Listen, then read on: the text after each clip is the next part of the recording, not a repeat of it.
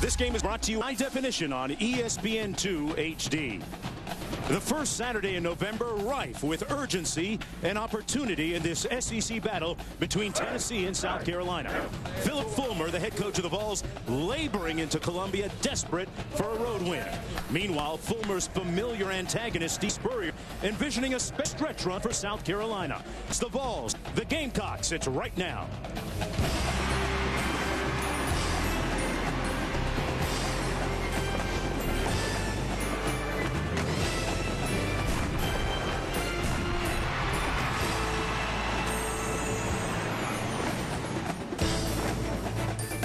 Under the lights at Williams-Brice State in Columbia, South Carolina. Tennessee taking on South Carolina. The Gamecocks trying to snap a trend of 14 losses in the last 15 outings at the hands of Tennessee. Let's take a look at the standings in the SEC. We're going to give the victory to Florida against Georgia. They're up big time as we speak right now. South Carolina at 2-3 in conference play. Tennessee at 1-4, but still plenty to play for. Hello, everybody. I'm Mark Jones along with Bob Davie. Thanks for coming aboard. You know, Phillip Fulmer has won a national championship at Tennessee back in 1998. He also has 2 SEC titles to his credit, Bob. But one of the burgeoning storylines coming into this contest with his team struggling is about his job security. Well, Mark, Phillip Fulmer is not naive. I mean, he is totally aware of those rumors swirling around out there about his job security. But trust me on this. I've been in that situation. Phillip Fulmer right now is focused on one thing: find a way to beat South Carolina. Because the reality, if Tennessee can do that tonight, they can win out, be 7-5, and play in a bowl game. So his focus is on one thing, and that's these Gamecocks. Bob, on the other side of the field, South Carolina comes in winners in 4 last 5 games. They look forward to their schedule, and they have big things in mind. Well, I know you love these coaches' sayings. They remember what you do in November, and that is perfect for South Carolina. I mean, last year they lost their last 5 games. Bad taste in everyone's mouth, didn't go to a bowl game.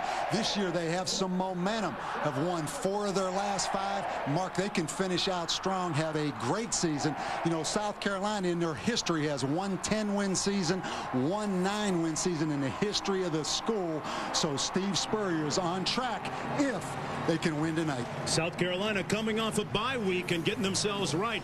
We're going to see 2 of the top defenses in the nation tonight, led by Eric Berry and Emmanuel Cook, a couple of hard-hitting safeties, respectively, for Tennessee and South Carolina.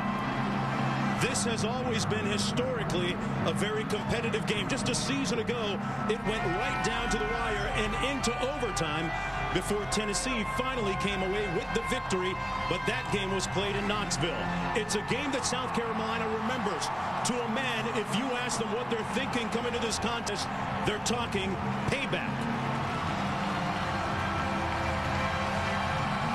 South Carolina coming off a very humbling loss a couple of weeks ago at the hands of LSU. They haven't played since. They've got a couple of new pieces to the puzzle. A main one at quarterback. Here they come onto the field.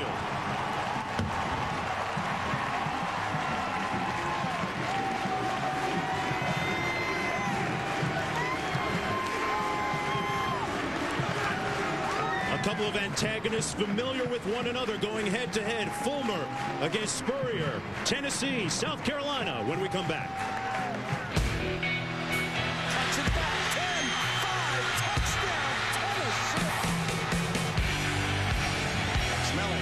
Looking for McKinley. Touchdown.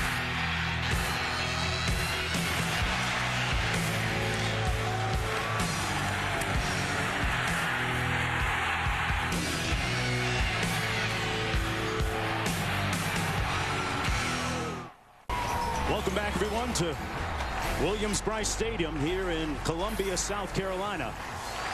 Under the lights, Tennessee taking on South Carolina. The Gamecocks winners in 4 of their last 5 games. And it's the type of game, folks, that Bob Davie, as a former head coach and former defensive coordinator, kind of wraps his arms around. Bob, 2 great defenses in the field tonight. Yeah, I'm looking forward to this one. I mean, we've been the last 2 weeks in the Pac-10 and the ACC. And I told you this week when I talked to you on the phone, when you put that tape on of these SEC teams, when you watch Alabama, Tennessee, when you watch South Carolina, LSU, it's for real in this league. And these are two really, really good defenses. South Carolina comes in number 4 in the nation. Tennessee comes in number 14. I know you love points.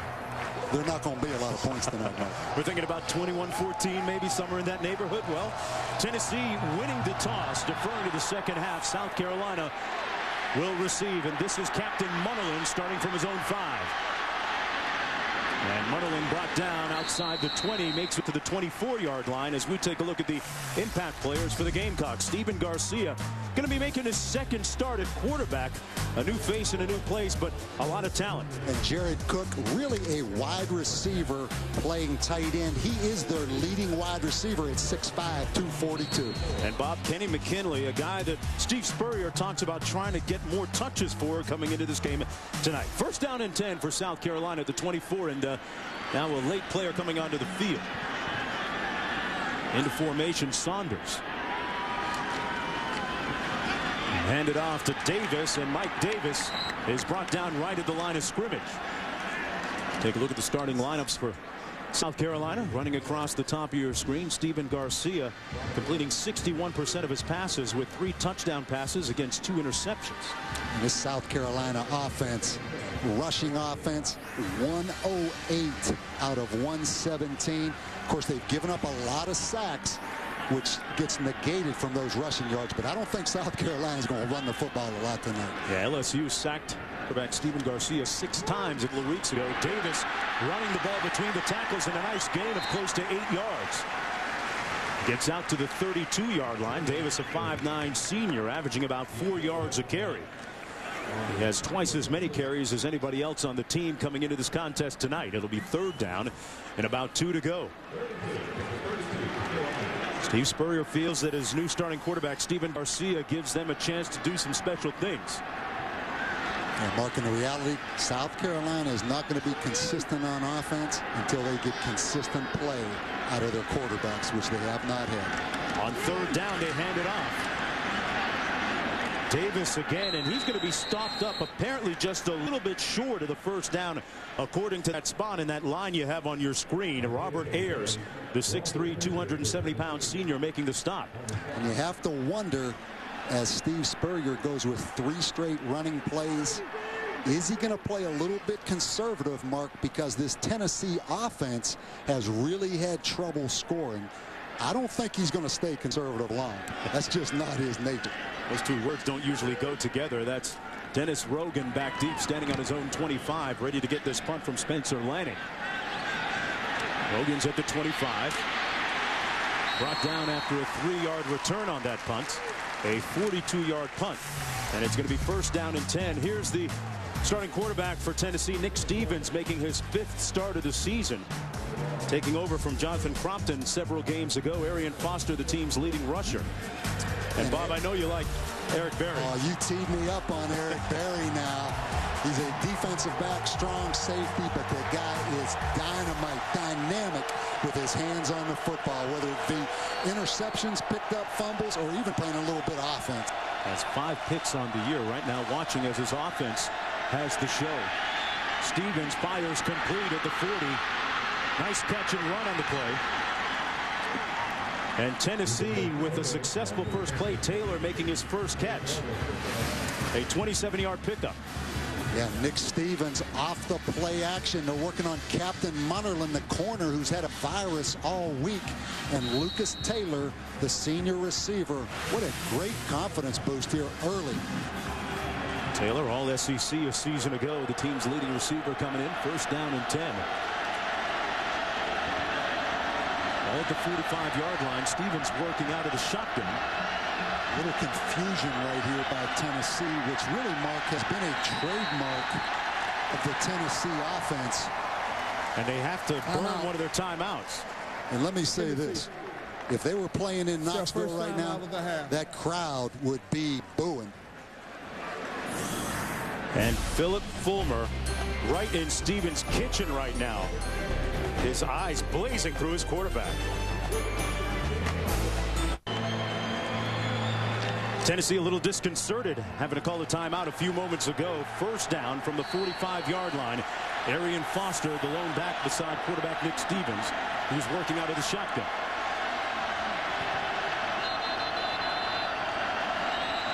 And another flag thrown on the field. Actually, that's the first one of the game.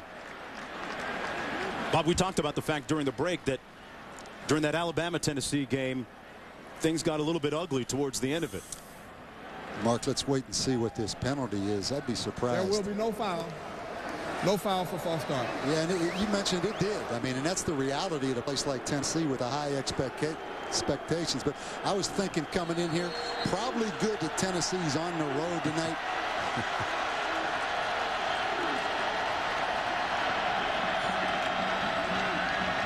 The bubble screen complete.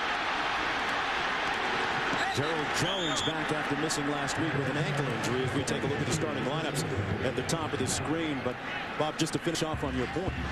Yeah, the reason I say that, you know, and I was thinking coming through this South Carolina crowd, you know, when you play on the road, you expect the boos. And the boos you use as motivation as the visitor. But when you play at home and get booed, that's demoralizing. So at least you can use it for motivation here when you're the visitor. The team needing 3 wins to become bowl eligible. Tennessee comes in at 3-5. A 7-yard pickup on the last play by Gerald Jones, who limped off the field after the play. That's Foster running over the left tackle. Chris Scott brought down by Jasper Brinkley. Brinkley coming back this season after knee surgery. This South Carolina defense, those big linebackers, Brinkley and Norwood, 4th-rated defense in the country. Hard to line up and run the football. Nick Stevens, like he did on that first play of the game, is going to have to make some plays throwing the football. Here come the Volunteers out of the eye on 3rd down and short. They give it to the fullback, number 45, Kevin Cooper. And depending on the spot, it looks like he's going to be just a little bit short of the first down. Just as South Carolina was on their offensive sequence of the game. And decision time, they're in a good part of the field, Bob, to go for it. And Philip Fulmer's place kicker this year has struggled tremendously. Daniel Lincoln has had a tough time of it. He's 8 of 15 so far on the year. And Phillips hoping right now he doesn't have to make that decision, which I think he would go for it on 4th down. This is about as close as you can get on a spot right. This is very close.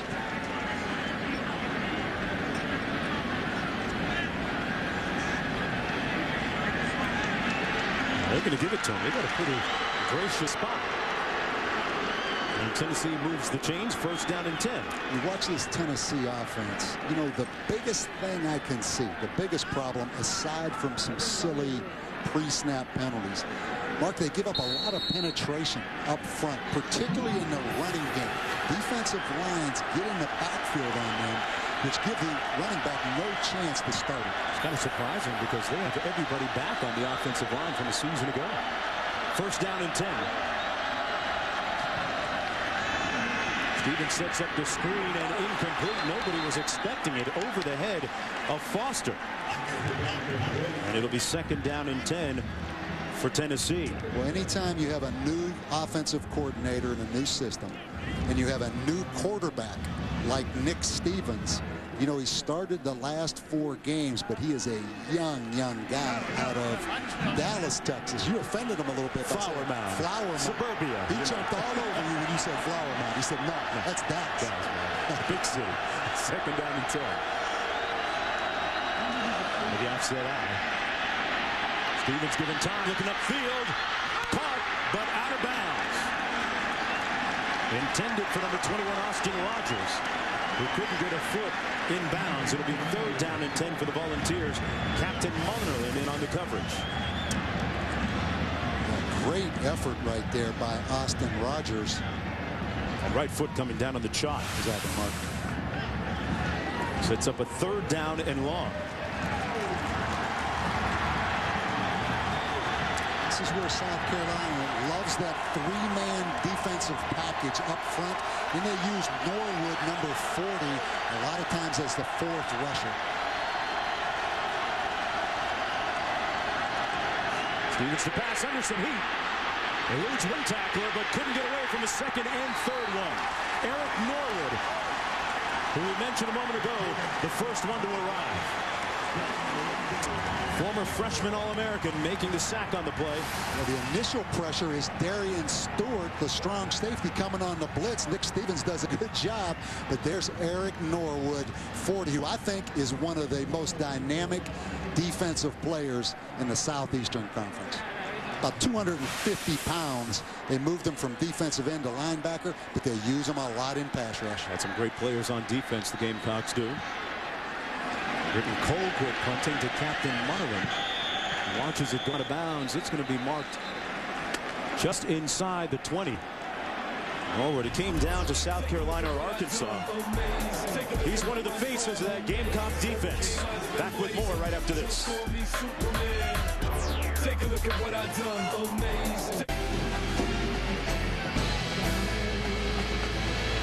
I thought Halloween was over.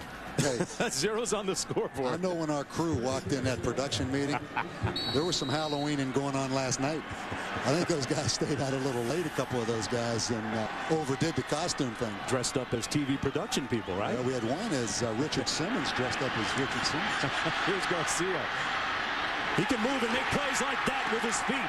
Complete to Kenny McKinley, who they've been trying to get to ball to a little bit frequently, much more frequently during the last couple of games. He picks up 19. Yeah, you said it, Mark. I mean, Stephen Garcia, he gives South Carolina hope for the future at quarterback. And I think the biggest reason is his mobility. And you saw it right there. Richard, sophomore out of Tampa, Florida. First down and 10 from the 37. Complete little receiver screen to McKinley again. They get him a touch, and he is combustible, making something happen into Tennessee territory at the 45-yard line. Got a nice block from Jared Cook to pick up 18. Anytime you throw those wide receiver screens, you have to have the other receivers block. And big Jared Cook, 84, who's really a tight end, but lines up out there, wide receiver right there, gets an excellent block. First down and 10 from the 45. Little screen underneath. Number 28, Eric Baker. Baker on the move. Nice straight arm all the way down to the 14-yard line before Morley finally pushes him out of bounds. A 31-yard gallop for Eric Baker.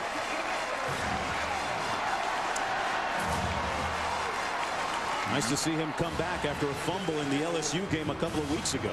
Anytime you have an aggressive defense like Tennessee with an attacking front, those screen passes are great weapons against an up-the-field attacking defense. Steve Spurrier's offense picking up the tempo a little bit, going much quicker seemingly. Mike Davis back into the ball game, first down and 10.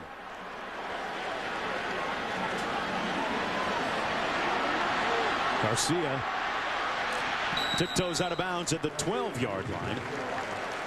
Tommy Beecher started the season at quarterback, gave way to Chris Smelly for the next 6 games. Stephen Garcia took over a couple of weeks ago as the starter against LSU, and that's how South Carolina got to this point. Well, one thing you know, there's always somebody in the bullpen when it comes to quarterbacks with Steve Spurrier. But you know, Stephen Garcia has started. Last week he started, played the whole game, or 2 weeks ago, the open date against LSU. So he seems more committed to Garcia right now. Out of the pocket, it gets complete, wide open. Touchdown, Davis.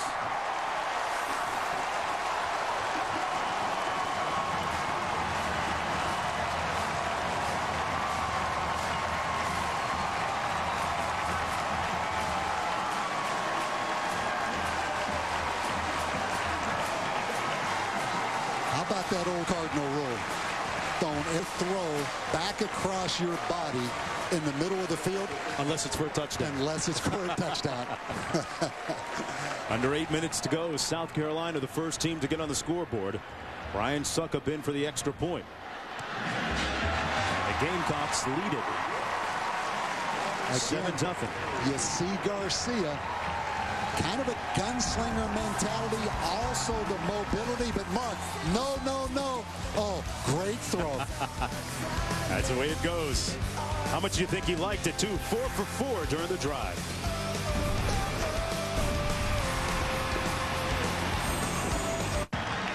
Stephen Garcia with his 4th, make that 5th touchdown pass of the season. A few moments ago, he was a perfect 4 for 4 on the drive. Moving his offense down the field, 5 plays, 82 yards in 1:38. And South Carolina on the scoreboard first, 7-0. Unlike last year's game between these two teams when Tennessee jumped out to a 21-0 lead before relinquishing that lead, finally winning it in overtime. What a beautiful day here in Columbia. Huh? Probably 70 degrees. Great atmosphere here in this stadium tonight. Gamecocks playing some great football. They've won 4 out of their last 5. As Tennessee will start off on its own 20. We go back to Wendy in the studio. Bob, thank you very much. We've got a Taco Bell studio update. USC playing host to Washington, and this one could get ugly. Already the scoring has started early and often. Mark Sanchez to Patrick Turner, 14-0. Then now it's 21-0. You know, I heard last night Wendy Nix went to Wofford. I was watching that Appalachian State Wofford game, and she's a Wofford grad. Unbiased?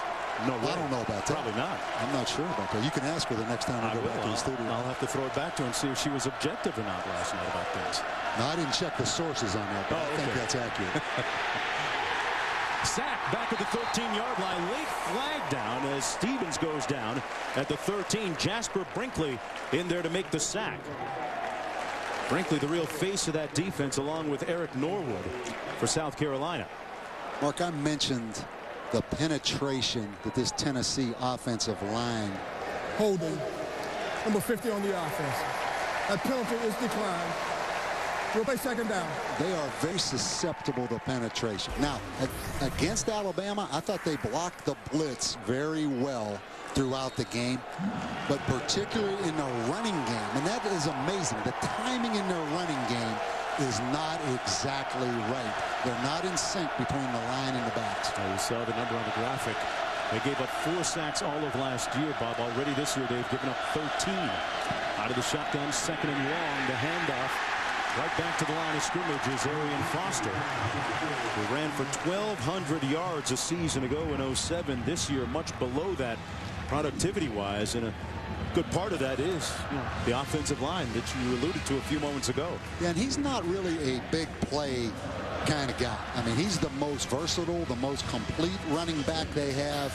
Probably Lennon Creer, number 3, the young tailback, is the most explosive of the 3 they play. 3rd down and 17 for Nick Stevens.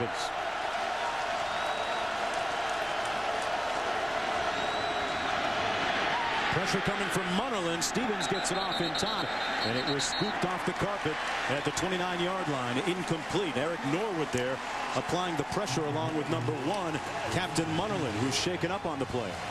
Well, Captain Munnerlyn been fighting a virus. He's had a tendency with cramps. Remember, we did them last year. He had a problem with cramps, and anytime you have a virus, the first thing is dehydration. So that could be a big concern for them. Munnerlyn, one of the top performers in the secondary, and during the pregame, it was interesting to observe him on the bench. Doesn't seem like he's got an abundance of energy right there. Yeah, and you know, South Carolina, Mark, is a man-to-man coverage team. They don't play a lot of zone. And the reality, those corners and man-to-man, it's a lot more demanding physically down after down to be chasing a guy all over the stadium. He does a lot of things, too. We've already seen him on special teams returning punts, although he'll sit this one out. Instead, Akeem Auguste is back for the punt. Britton Colquitt, who missed 5 games earlier this year because of a suspension, back punting out of his own end zone. When Colquitt hits it, he hits it now. He is a great punter.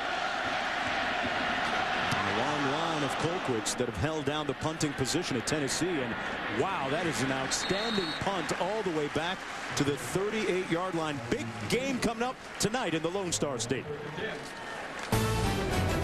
2 top 10 unbeatens face off this week in a high-powered Big 12 matchup. Heisman frontrunner Colt McCoy and number 1 ranked Texas head into Lubbock with plans of defeating Texas Tech, but the 7th ranked Red Raiders with quarterback Graham Harrell and wideout Michael Crabtree will try to continue their 10-game winning streak by taking down their Lone Star rival. College football action continues tonight at 8 p.m. Eastern on ABC. That's what I'm talking about, Bob Davey. Chuck and duck and sleep in the streets. That pass broken up, intended for Kenny McKinley. Broken up nicely by Eric Berry, the safety we were talking about in the pregame show. Arguably the most talented player back there in the secondary for Tennessee. But let's go back to that game down in Texas tonight. Who do you like? If you had to pick one, I'm going to put you on the spot. I can't call that. Now, but I know this. Lubbock, Texas, particularly when you're at the University of Texas or Texas A&M, when either one of those two schools come into Lubbock, it is tough to win because hatred is not too strong of a word to use for what people in Lubbock think of UT or A&M. Second down and 10. Little pressure coming. Pass incomplete, intended for Garcia. Throws it for McKinley. Yeah, Mark, we go back to this first drive. Steve Spurrier, 2 screen passes, one to Kenny McKinley, then to the running back Mike Davis. That's a great play call early in the game against an aggressive defense. Then you see the ability right there of Steven Garcia, but it's the screen pass, which is a great neutralizer to an aggressive defense. See what they do here on 3rd down and 10. Garcia given time and overshoots his intended receiver over the middle. That's Jared Cook. And it's 4th down, which brings on the punting, led by Spencer Lanning. And let's get back to Steven Garcia. Bob, how tough is it playing quarterback for a guy that has a Heisman Trophy in his office, Steve Spurrier?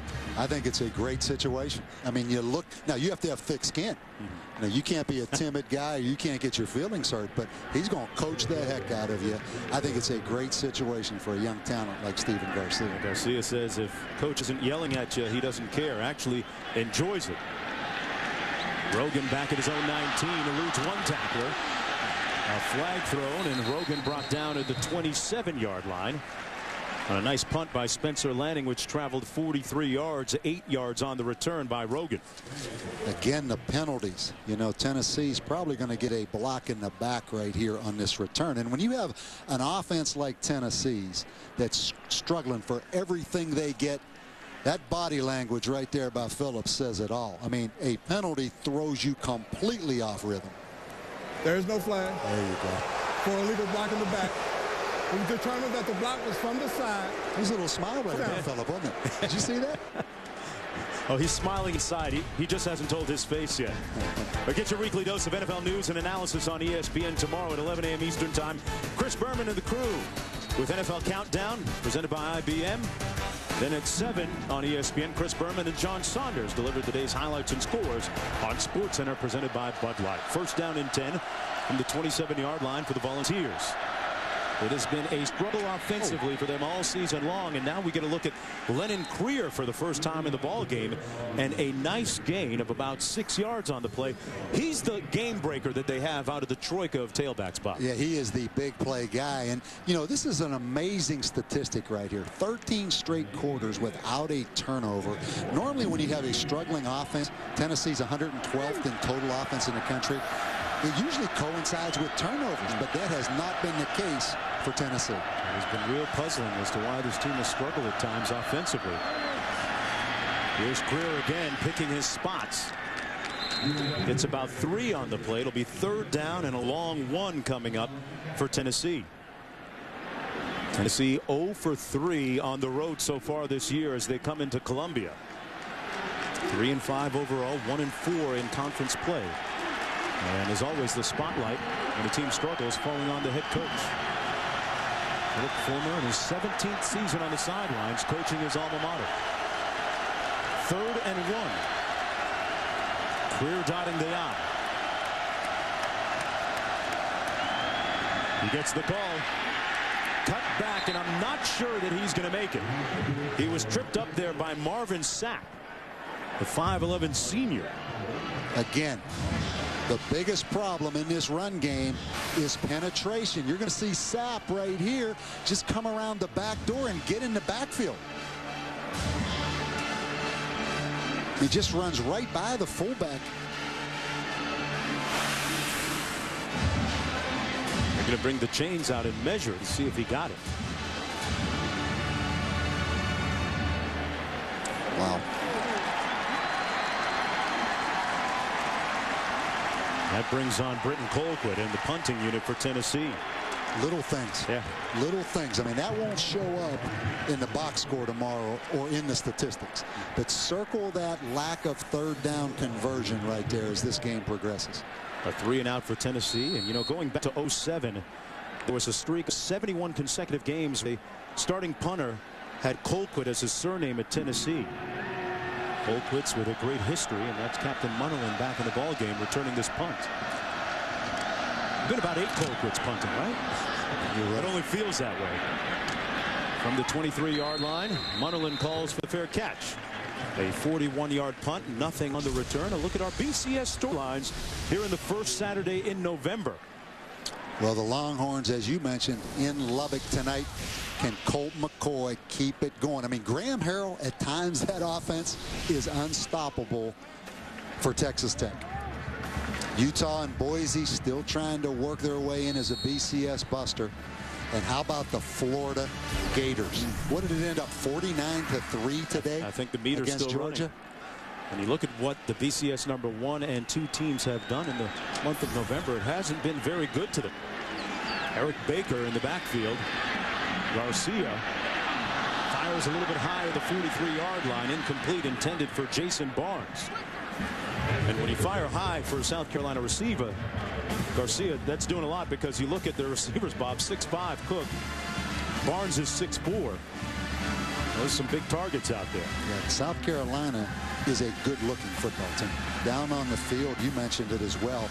Just across the board, a bunch of good-looking players. Funny how when I wear those tight shirts, it doesn't look the same.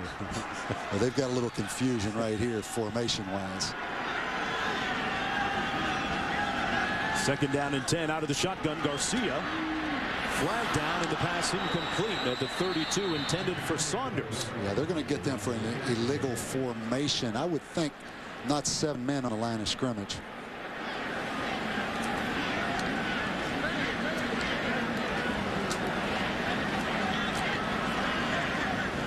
Tennessee had one of those last week on a critical 3rd and short that they actually converted the 1st down on against Alabama. Illegal formation. Only 6 men on the line of scrimmage on the offense. That penalty is declined. We'll play 3rd down. 3rd down and long coming up now for South Carolina. Better keep your eyes on Eric Berry, number 14. The guy is amazing in the secondary as far as interceptions and returning interceptions. Quick receiver screen. McKinley with a couple of blockers in front of him. McKinley brought down from behind on the play by number 99, Ben Martin. He picked up 9, just short of the 1st down, but once again there's a flag on the play.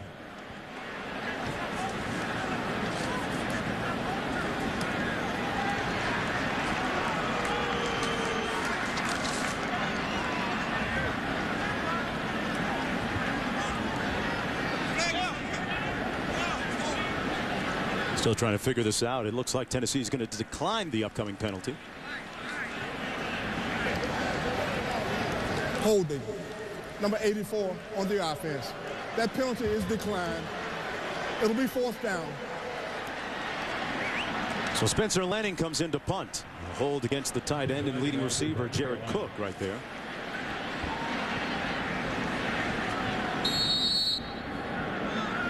Dennis Rogan back at his own 25-yard line.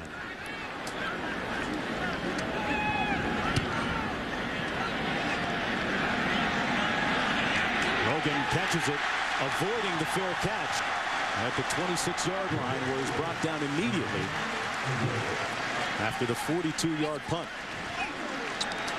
Mark Jones along with Bob Davie here in Columbia, South Carolina. Tennessee, Bob, just 3-5 in the season. Full Former has been a very successful coach at Tennessee.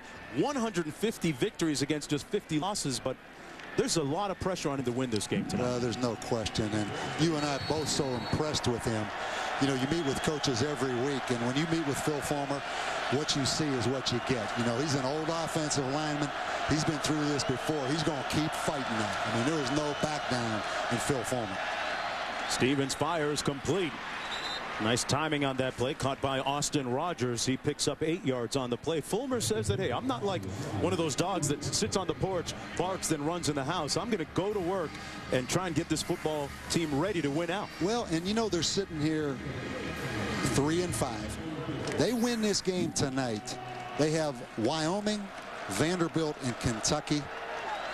All of a sudden now, they're in a bowl game as a 7-5 team. So this game tonight is critical. Make no mistake about that for Phil Fulmer in Tennessee. It was just a season ago. They won 10 games, played in the conference championship game. On the reverse, number 27, Arian Foster, brought down by Eric Norwood. And you look at the company that Philip Fulmer is in. He's in a very select fraternity amongst the winningest active head coaches in college football right now. When you talk about Joe Pa and you talk about Bobby Bowden and Jim Tressel, that's a good group that you're named with. Well, in the reality, he's lost to his 3 biggest rivals, Florida, Georgia, and Alabama.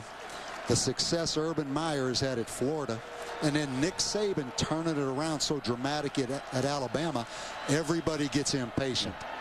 Stevens back to pass, given plenty of time this time. Complete underneath to Jones, and Gerald Jones stopped up at the 42-yard line. Jones doesn't appear to be his usual explosive self. He's coming off that ankle injury. And he's their most dynamic player. But you look at Phillip, I mean, it's obvious what the issue is. This is a team that's 112th in offense, Tennessee, and they are 14th in the country on defense. So it's about executing on offense. A new offensive coordinator, a new system, a new quarterback. This play accounting for 6 yards. It'll be 2nd down and 4. They run it again between the tackles. That's Foster, who picks up the 1st down for the Volunteers on a 7-yard gallop. Bob, back to Philip Fulmer. We saw a demonstration of how he's helped his team. Inside running drills. Their practices have become a lot more physical. Exactly. Like I said, an old offensive lineman himself, an old offensive line coach. There's only one way to solve your execution problems, and go out there and practice. Now, with that comes a toll, because not only are you playing in the Southeastern Conference coming off the Alabama game, you have to go practice physical. So this football team is a tired football team to some degree compared to South Carolina, who's coming off an open date. On 1st down and 10, Stevens looking downfield, complete over the middle, incomplete. Dropped at the 35 by Quentin Hancock, number 87. Seemed to have it in his arms. Yeah, just watching this Tennessee team, and I've seen them over the years, they are not as skilled and dynamic at wide receiver. Now, you have a hard time blaming that one on Dave Clawson, the offensive coordinator of Fulmer, don't you? I think that ball probably should have been caught. I'd go with you on that. 2nd and 10.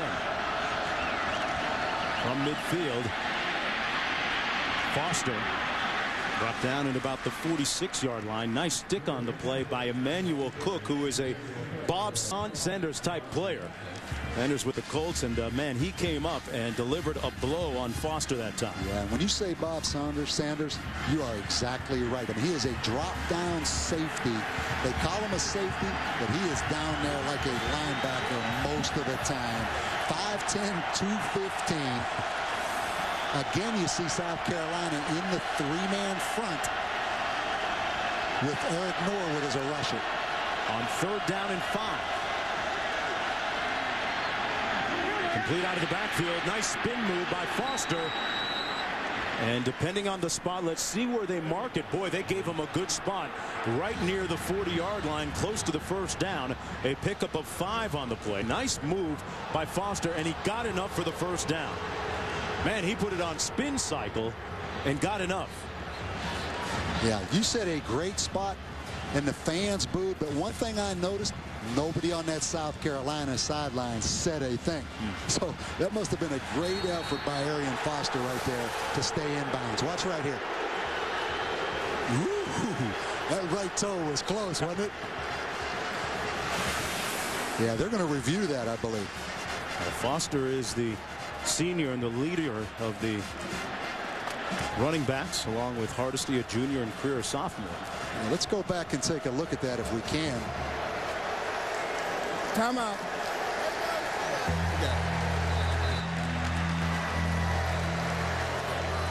It's about the right toe. Previous play is under further review.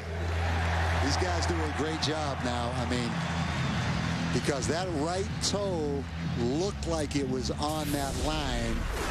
As we slow it down, watch right there. No. I don't think you can overturn it. No, that's not conclusive. Different angle this time. It's the next time he puts his right foot down there. You can't really see it as well. Can't see it there. Now, he did a tremendous job of extending that football. Better wrap it up, though. He's got one hand on it. To say he's still in bounds. I think he was, and I'm telling you, having coached a long time, when there was no reaction by that South Carolina coaching staff, that told me a lot. I think that's going to remain a first down. Yeah. Tennessee can use all the help they can get. We mentioned how inept they've been at times offensively, ranking amongst the bottom feeders nationally amongst FBS teams. Now, we talked about the new offensive coordinator at Tennessee, Dave Clawson. Most recently, the head coach at Richmond, where they had great success. But he'll be the first one to tell you they have struggled in many different ways. Here we take a look at after Dave review, right there. The ruling on the field stands. It is a first down.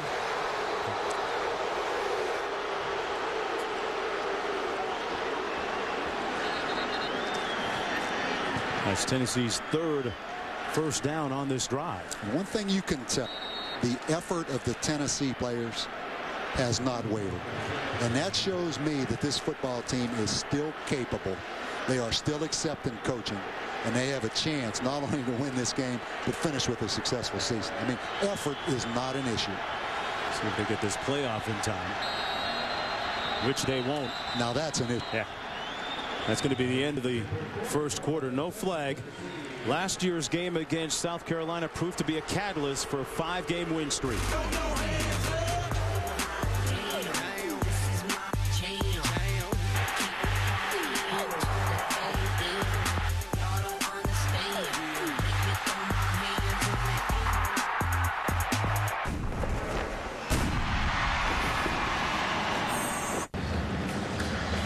Columbia, South Carolina, glow at night. And a look at the fountain outside the City Museum. Beautiful night for a game of college football.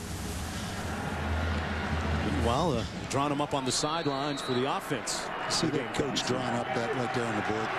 That's one reason sometimes the home team is on the opposite side of the press box, because there's a tendency for coaches to look right down opposing coaches and look and see what the coach is drawing. A little espionage involved. Picked off at the 35-yard line by Woodson, and he has nothing but real estate. Touchdown, Gamecocks.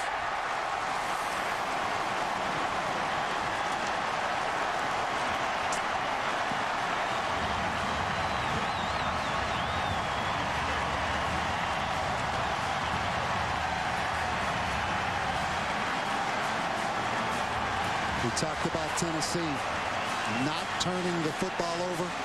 That's their first turnover in 193 plays. Add one more problem to that list for the Tennessee offense. It was clear sailing for Woodson on his third interception of the season, the 7th of his career, in the Gamecocks with a 13-0 lead after that big play. Ellis Johnson's defense has been nearly impregnable for most of the season. Johnson coming in and replacing Tyrone Nix, who left for Ole Miss. And with those kinds of plays, it's clear to see why he was recently given a 1-year contract extension here at South Carolina. The defense putting the Gamecocks up 14-0. And Nick Stevens trying to go to Josh Briscoe right here. I mean, the ball clearly should not have been thrown. Stoney Woodson, another one of those corners in this South Carolina defense. I think their secondary, depth-wise and experience-wise, is as good as any in the country. And after the interception was thrown, Nick Stevens, do you think he had a chance? He wasn't getting up from that. Well, he could try, but to no avail. Clifton Geathers lowered the boom on him. Bad insult to injury. Well, in the character and the fiber of your football team, and I'm talking about Tennessee, it was tested last week against Alabama. it's really being tested right now after a turnover like that. That was the first interception that Stevens has thrown in his last 107 pass attempts. And I'll tell you, Nick Stevens is a fiery guy now. Redhead. You remember last week against Alabama, Josh Briscoe came up short on a third down conversion. Josh Briscoe was smiling on the bench. And I mean, Nick Stevens went up and got right in his grill now. Yeah. Rogan back deep for the kick, along with Greer. And this one will go out the back of the end zone. And I want to know, Wendy Nix, did you maintain your objectivity last night when Ward was playing? Well, Mark, I have to tell you, if you saw that one went down, it was relatively easy after they kicked off, to be objective. It was somewhat like this one. Ray Malaluga with the interception that would lead to a Stephon Johnson 1-yard touchdown run. USC's defense has been so good this year. They've shut out 2 of their last 3 opponents, and judging by the way this thing's going right now, it looks like it might be number 3. 41-0. Boise State 21-0 over New Mexico State. BYU and Colorado State, gentlemen, knotted up at 21. Back to Columbia. I never thought Wendy'd be one of those fair weather fans. I thought she would be with the Wofford Terriers, good or bad. She jumped off the boat early on that game last night, didn't she? Broke her ankles jumping off the bandwagon. Yeah. Jonathan Crompton now, new quarterback in for Tennessee. He started the season at quarterback against UCLA, had a rough game. That pass intended for number 81, Briscoe, who made the catch, picking up 8 on the play. But Jonathan Crompton, the 6'4" junior, you know, he came off his progressions a little bit early in the first game against UCLA, and it was never the same since. Well, and you know right now, Philip Fulmer, I won't say this is an act of desperation, but he is trying to get a spark any way he can for this football team. Now, what does it mean, Bob, when you pull your starting quarterback, Nick Stevens, this early in the game? We just started the second quarter of play. Do you risk losing him if you do that? I think Phillips worried about losing a lot more maybe if he doesn't make that move. But there's the problem right there. The pre-snap penalties. But I think you have to do what you have to do. I mean, he knows the pulse of his football team. He knows what kind of state mentally Nick Stevens is in right now, and he knows how his teammates are reacting to Nick Stevens. So Philip Fulmer makes the call, but it's tough to go back to Nick Stevens. 2nd down and 7 coming up. Crompton, pass a little bit high and incomplete. Helplessly at the 23, intended for Arian Foster. But this is a great opportunity right now for Jonathan Crompton. He gets a chance right now. It may be a short-lived opportunity, depending on how this goes. But you've seen guys like this come off the bench and spark struggling football teams. The problem is this South Carolina defense, particularly on 3rd down and 7 now. Everybody loves a redemption story, and that's the opportunity for Jonathan Crompton in Tennessee right now. Crompton coming in here early in the second quarter to take over at quarterback from Nick Stevens, who threw an interception for a touchdown a few moments ago. The backside pressure, he gets rocked, fumbles it, recovered by South Carolina, but was he down first? Well, Chris Culliver, who was a wide receiver last year, hit him right in the back now. Watch Culliver coming on the blitz right here at the bottom of the screen. They have one more than they can block. I mean, he didn't even think about wrapping him up now. He just butted him in the back. I think Cliff Matthews, 83, comes up with that recovery. They're going to say that he was down. And Tennessee will punt. Brenton Colquitt standing on his own 2-yard line. Captain Munnerlyn back at his 35. A high, nice punt by Colquitt. Calling for the fair catch is Munnerlyn at the 36. A 46-yard punt. Nothing on the return. And the South Carolina Gamecocks out of the gates pretty quickly, leading 14-0. And the defense rising up. 2 plays ago, Bob, is this a fumble or not? I think Tennessee had a huge break right here. Culliver hits him in the back. To me, that football was out, and Matthews recovers for South Carolina. I saw no reason that would have not been a fumble. Colquitt punting it away. It's 1st down and 10 from the 36 for the Gamecocks. Eric Baker, the deep back, dotting the I.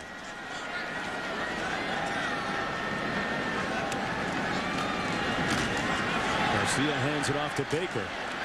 And Baker's forward progress out to the 37-yard line where Rogan makes the stop. Let's take one more look. Well, let people at home judge for themselves. Culliver hits him in the back. I think that football is coming out clearly before the knee hit the ground, and Cliff Matthews does recover. Surprised that was not a fumble.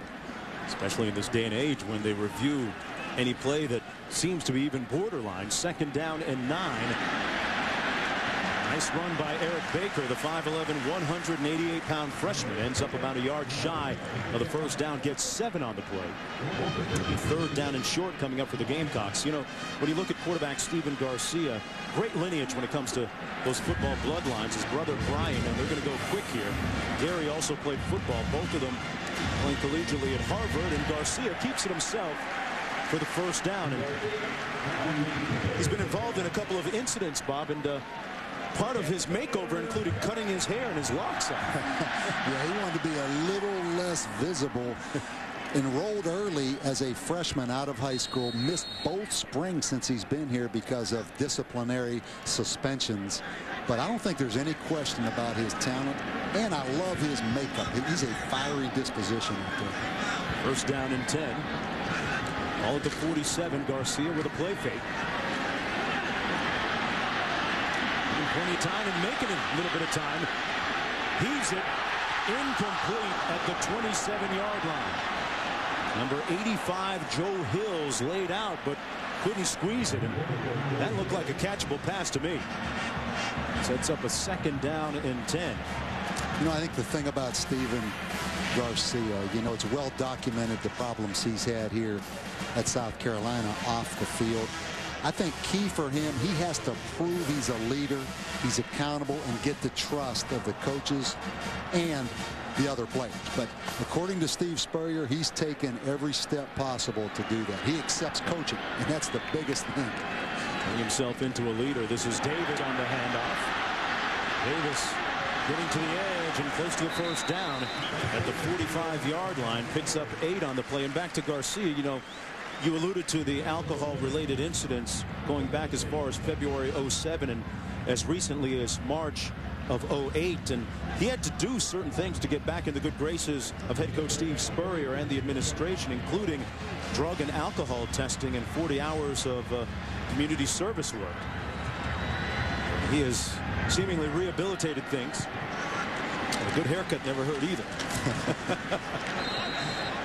That's Davis.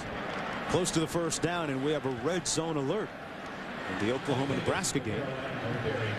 You know, the great thing about college football and life in general, I guess, is you always get a second opportunity. And Stephen Garcia now has what some people may say is a 3rd opportunity. But what's in the past isn't important. It's what he does with this. And all accounts, including getting a haircut, he's becoming a leader on this football team. So you had a highly recruited quarterback out of the Tampa area, and his offense about that much short of the first down. And a chorus of goes here, raining down on head coach Steve Spurrier. A little bit of a rumor, more than a rumor, that Steve wasn't the offensive coordinator. He turned that over to his son. Looks like Steve was looking at that call sheet right there and making that call to me now. It looked like a script in his hand, didn't it? Interesting call right here, though, isn't it? I mean, 4th and short, you have the game, all the momentum as we look at Steve Jr. up in the press box. They keep the decision-making in the family. This isn't a conservative call. I mean, this is... Davis out of the offset eye. Garcia keeps it himself. Not sure that he had enough push up front. That Tennessee defense responded. Dan Williams in there, 55, who most people didn't think he would play this week because of an injury in the Alabama game. Well, Bob, it was a tough week defensively for Tennessee last week. They had 5 starters injured, including Williams, who's their bell cow. Yeah, and Dan Williams with the ankle. Great penetration right there. Go ahead and make that call, Mark. Try to spot that football if you're coming in there. I'm going to say that he didn't get enough, but that's from 4 stories up. This is huge right here now. Didn't make it. Did not make it, so the gamble doesn't pay off. And let's go back to this. Tennessee dodged the bullet, in my opinion, with the sack by Culliver when the ball was ruled, I guess, down, and now they stop him on 4th down. Could this be turning the momentum right now for Phillip Fulmer?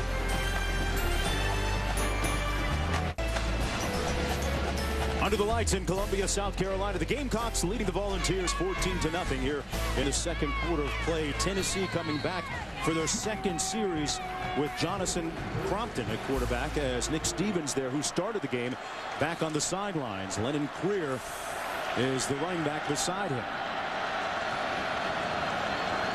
First down and 10. This is the best starting field position tonight for the Volunteers. The pass complete to the 43 and a fumble.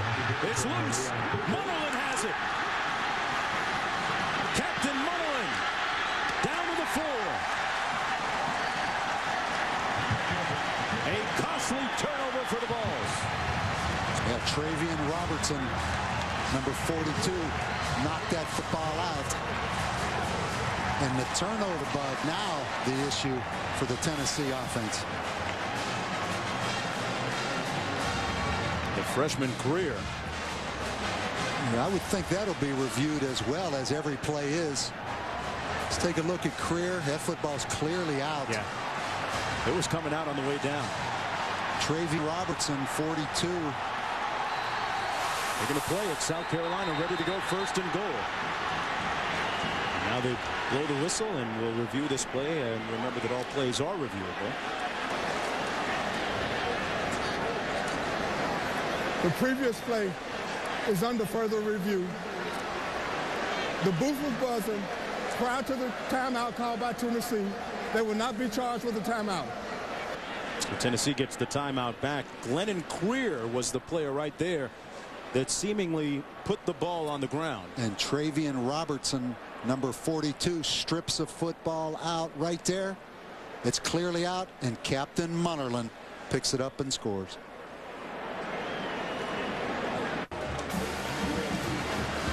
One more look at the last play. The official came on during the commercial break and said that the play on the field stands as called.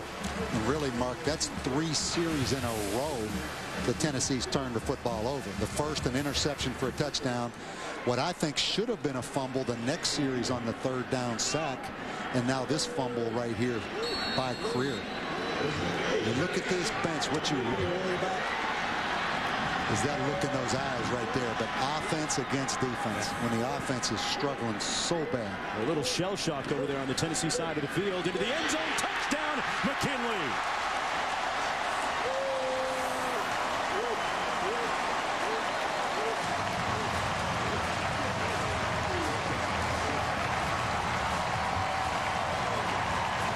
Another turnover by the Volunteers, leading directly to South Carolina points.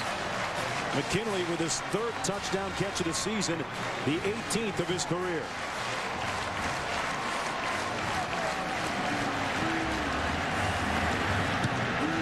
And it's 21-0 for the Gamecocks. This seemingly, Bob, in danger of slipping away a little bit from Tennessee. Well, there isn't any question about that. And Tennessee will be severely tested, obviously, right now. I guess the first decision, what do we do at quarterback if we're Tennessee? Do we continue to go with Crompton? Do we go back to Nick Stevens? But, you know, their problems offensively run much deeper than just inconsistent play at quarterback. Mentioned at the top of the show, Phillip Fulmer won a national championship with the Volunteers back in '98, has a couple of SEC titles to his credit as well. But the struggles right now continuing to mount as Arian Foster comes over to the freshman Lennon Creer here and says, I would think, well, you gotta give yourself a checkup from the neck up and keep it good. There's about time when all the talking stops. I've seen a bunch of talking over there on that Tennessee sideline between players. It's time you just play and take care of your responsibility. Stevens was at the center of some talking on the bench a few moments ago. Yeah, I mean, there's only so many psychologists and psychiatrists we can have on the sideline, right? It's about time to play. You know, it's one thing offensively if you're 112th and struggling. and not turning the ball over, you give your defense a chance. But when you're 112 and then turn it over, you give the defense no chance. South Carolina with 14 points off of 2 Tennessee turnovers. Ball's going to get a chance to return this one. This is Rogan, started out from his own goal line. And a nice return out to the 28. Back to the studio and a very objective Wendy Nix. You guys are showing me no love tonight. Objective and not off the bandwagon, I must say. Oklahoma, Nebraska. How about Joe Gans, the INT by Dominique Franks. 14-0, number 4 Oklahoma over Nebraska. Gentlemen? All right, Wendy. First down and 10 from the 28-yard line for Tennessee. Jonathan Crompton back in for his 3rd series of the game. He took over a while ago from Nick Stevens. Foster the lone back on 1st and 10. Foster getting the edge. Picks up about 3 on the play before he's brought down by Jasper Brinkley. And as a head coach, you have to be so mentally tough. You cannot show any panic. You have to try to remain as positive as you can, as difficult as it is right now for Phil Fulmer.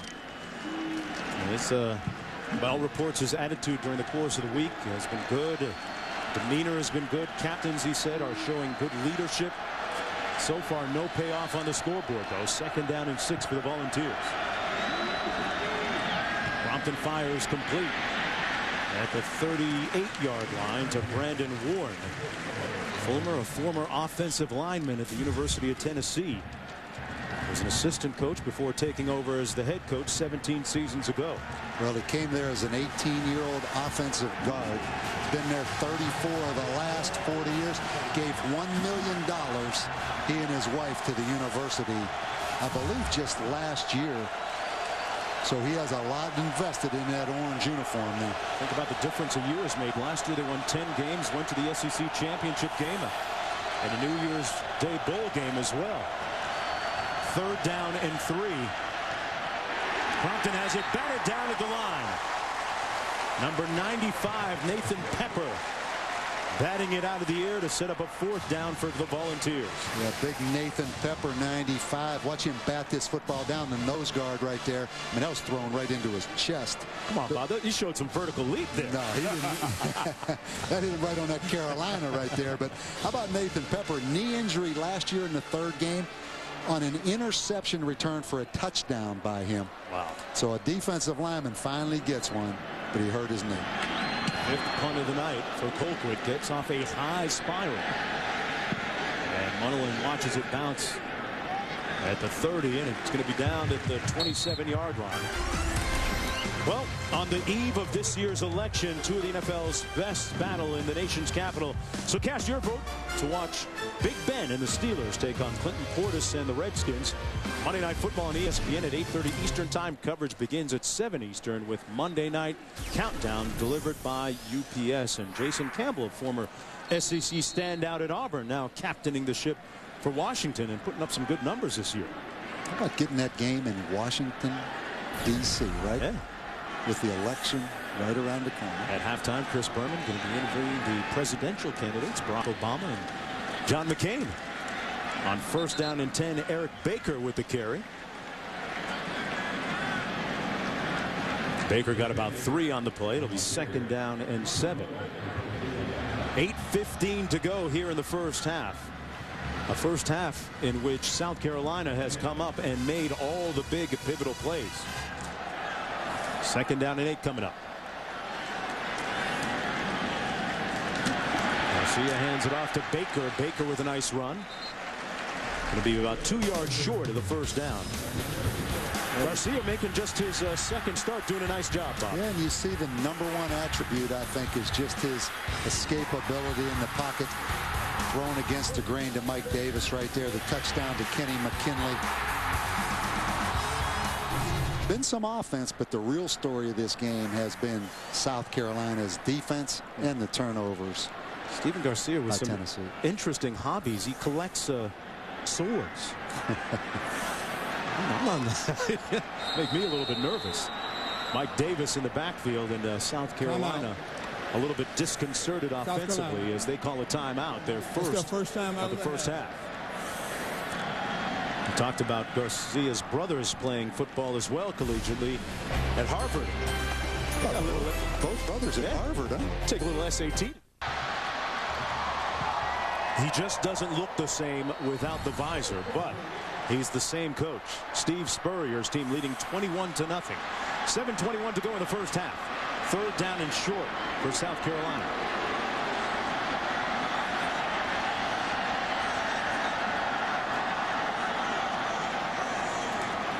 Garcia keeps it himself. He's a very proficient runner, and he gets the first down out to the 40-yard line.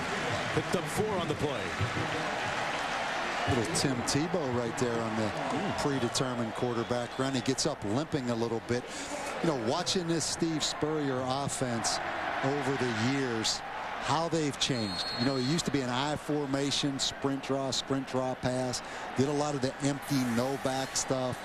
He is kind of like everyone else now with the shotgun offset back offense that everyone in college football is going to. First down and 10. And they're no huddle. You know, they've joined the ranks of that.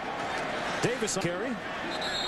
Got back to the line of scrimmage where he was brought down by Dan Williams, the 6'3 senior who suffered an injury last week in that loss against Alabama. And good to see him back on the field. There's a lot of subjectivity as to whether he was cut down by an illegal block or not. But, the economics major back. One of the valuable players up front, Bob. Yeah, he is an active guy. A lot of credit to him coming back off that ankle, because I don't think anyone expected him to play tonight. Second down and 10 for the Gamecocks.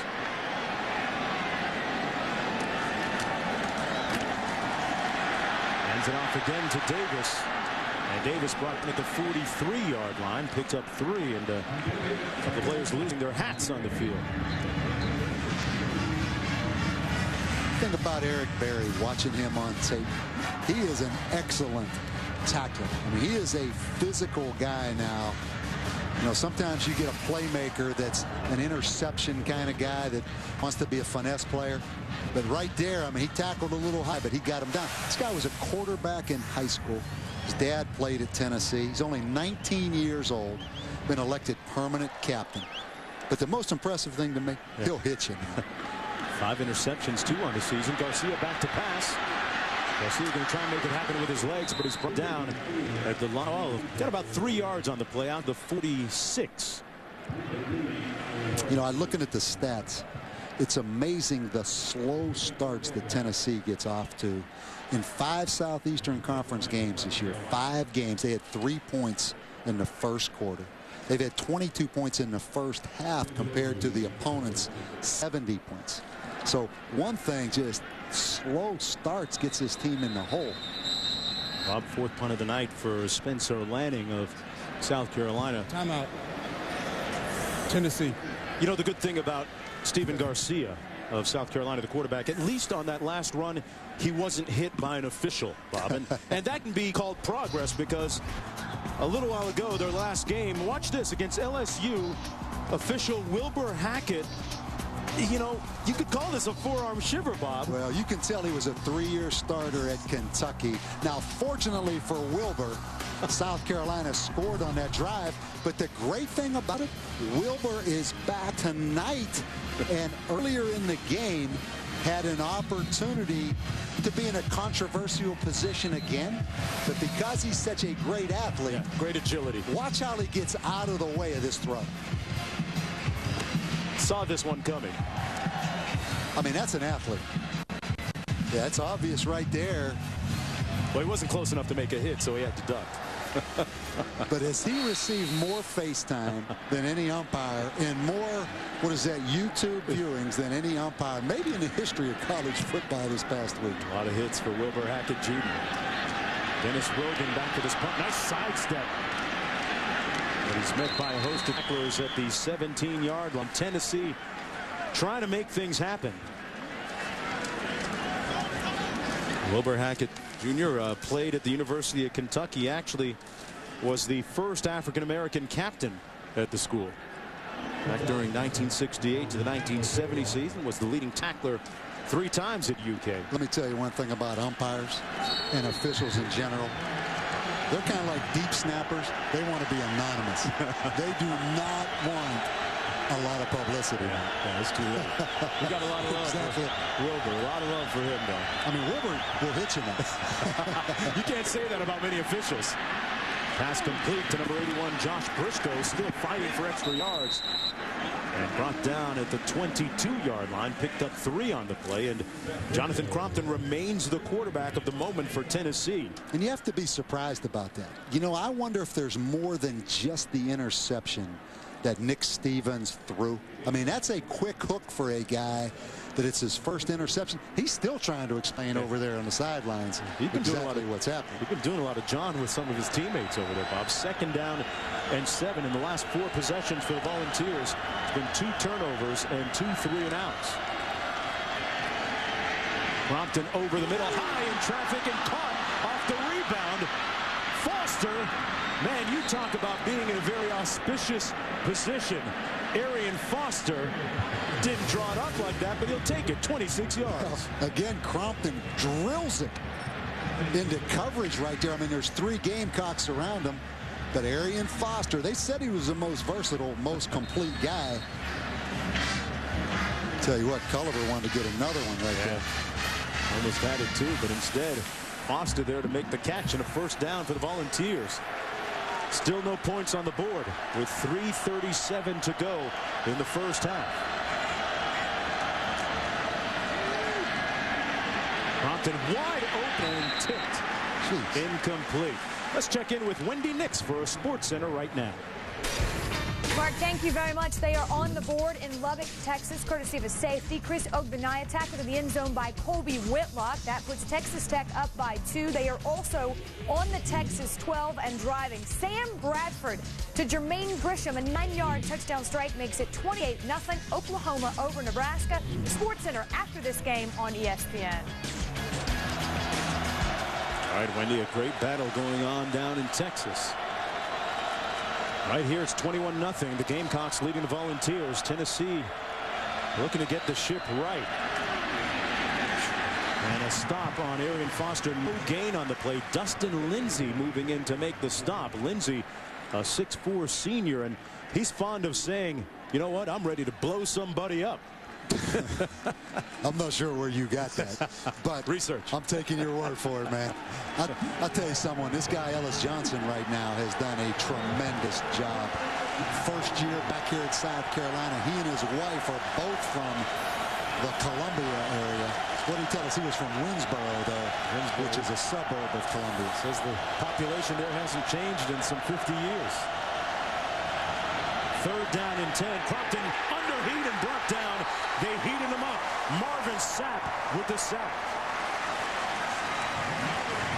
The 4th one for South Carolina tonight. Well, you're going to watch Marvin Sapp come on the blitz right in the A gap. It really doesn't matter who your quarterback is. When you come that clean on a blitz, obviously Josh McNeil, the center, Anthony Parker, the right guard. I hate to speculate because I do not know what the protection was, but one thing to watch on this punt, I've noticed these up backs right here coming back into the punter, and they are very close into the punter now. South Carolina setting up a return. Munnerlyn watches it bounce, and he pounces on the loose ball at the 21-yard line. Jimmy Johnson continues his march toward a 3rd straight Sprint Cup title as the rest of the Chase field tries to hold him back. The chase for the NASCAR Sprint Cup continuing with the Dickies 500 at Texas on ABC tomorrow afternoon. Coverage beginning with NASCAR Countdown at 3 Eastern. Jimmy Johnson way out in front. Bob Davey, Carl Edwards in 2nd, Greg Biffle in 3rd, and you know, kind of a quiet week on that front. No fights in the pits or chokings or punches thrown. Nothing but left turns in practice. 1:55 to go in the first half. Davis, and he's brought down behind the line of scrimmage at the 17-yard line.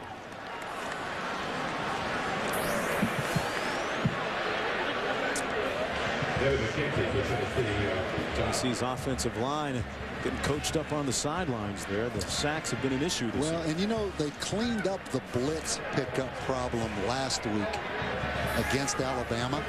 But this week, I mean, they are getting blitzed every passing down by Ellis Johnson. And right now, they have no answer for pass protection, Tennessee. Not good news for their quarterbacks, Crompton or Stevens. Second down and 13 for South Carolina. Davis weaving his way beyond the 20 to the 23. Let's go back to Wendy in studio. Mark, thank you very much. Jesse Palmer and I will be with you at the half. We'll have the very latest from that showdown in Lubbock, Texas and Texas Tech. And don't think for a minute the Gators didn't remember Georgia's end zone celebration last year. I'll show you why they did. And I'll tell you what players today went above and beyond in another wild day of college football. We're back in just a minute. Take you through to the other side. Right now, though, Mark, back to you. All right, Wendy. Third down and 9 coming up for the Gamecocks. Tell you, those Florida Gators. Jesse Impressive. Palmer had to be impressed with that output today.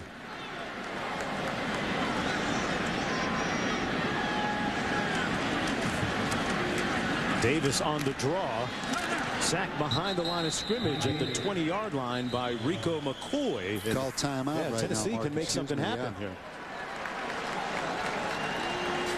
This has been a series dominated by Tennessee of late. They've won 14 of the last 15 meetings between these two teams coming in. But the 21-point lead tonight, the largest against Tennessee since way, way back. Well, you look at Tennessee, you look at South Carolina, Mark.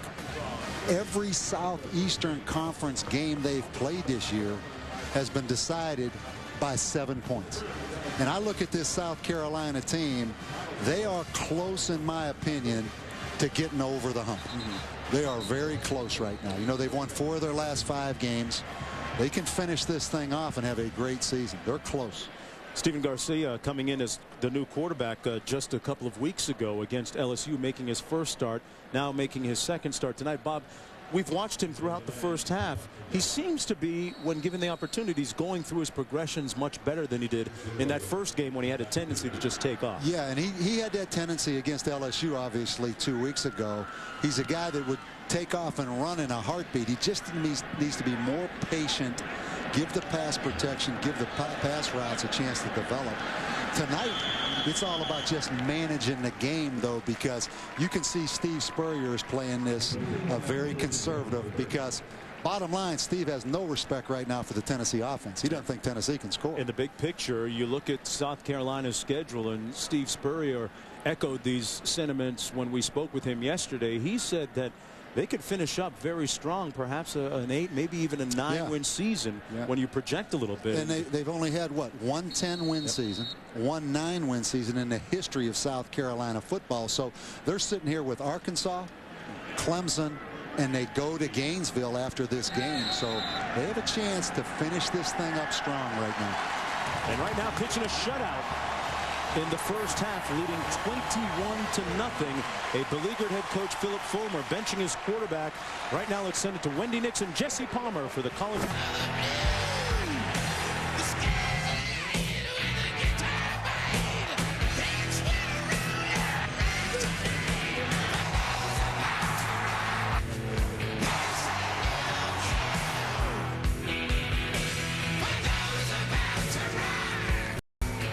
Look at one of the main streets downtown here in Columbia, South Carolina, an area affectionately known as the Vista, and we are back under the lights here. 21-0, South Carolina leading Tennessee. I'm Mark Jones along with Bob Davie. Tennessee going to get the ball to start the second half here, Bob. This is a game rife with urgency for them. They got to turn the beat around. How do they do it, especially offensively? Well, I know the first thing Steve Spurrier told his team at halftime. Last year in this game in Knoxville, Tennessee was up 21-0 on South Carolina. Almost a game like this, and South Carolina came roaring back, ended up losing in overtime. But for Tennessee, I mean, they've got a lot of problems, let's be honest, particularly on offense. They need to decide which quarterback, just go with them and execute better. There's no magic, or Phil Fulmer would have already done that from a scheme standpoint. You just need to play for pride and execute right now. Fulmer's had a great record against South Carolina in the past, 14-1 lifetime against the Gamecocks. It hasn't gone that way tonight, though, for the Volunteers. Rogan on the kickoff return, going to be brought down right around the 20-yard line. But the story of the night, the defense for the Gamecocks. Well, we start with Eric Norwood on the sack right here. And pressure all night. Stoney Woodson on the interception. Not only intercepts it, but scores. This is another Culliver sack in the back. Here's Sapp on a sack. Constant pressure, constant blitz on passing downs. Tennessee with 90 yards offense in the first half. You see Captain Munnerlyn made a couple of big plays defensively for South Carolina. Nick Stevens back at quarterback to start the second half here and completes his first throw, and it's a big one. All the way down to the 32-yard line. Austin Rogers makes it a great start for the third quarter for Nick Stevens, who is returned as the starting quarterback here. A 49-yard pickup. Well, Nick Stevens with a little pump fake, kind of a double move. What a great way to get this half started for Tennessee. South Carolina missed the tackle right there, but Nick Stevens coming off the bench, big first completion right here.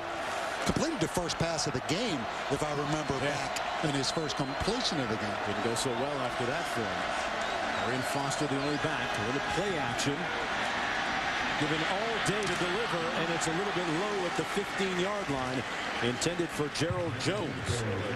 It'll be second down and 10. I tell you, Emmanuel Cook, the safety from South Carolina, broke on that football. This kid right here can be a first-round draft choice, in my opinion. I believe he's just a junior. Yeah, sure is. 5'10", and a real portrait of toughness. I remember last year he played in the Georgia game just days after his appendix rupture. That's toughness. This is Foster. And Foster brought down inside the 25-yard line at the 24. Sets up a third down coming up for the Volunteers. And you really have to think right now, Tennessee, this is four-down territory, in my opinion. So your third down call to me is affected knowing that you're going to go for it on fourth down.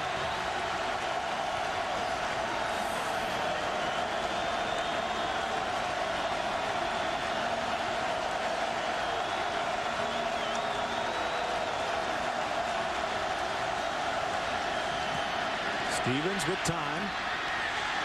Incomplete at the 20-yard line. Great defense that time by Carlos Thomas. He was very close, Bob, to getting there a little bit early. He almost jumped that route. Well, Carlos Thomas, you said it. I mean, he had a big interception against LSU, returned it 47 yards. He undercut the receiver right there, almost took it to the house the other way. But this surprises me right here. I would have thought Philip Fulmer would have ran that ball on third down, knowing he was going for it on fourth down. This is a 4th and 3 right here.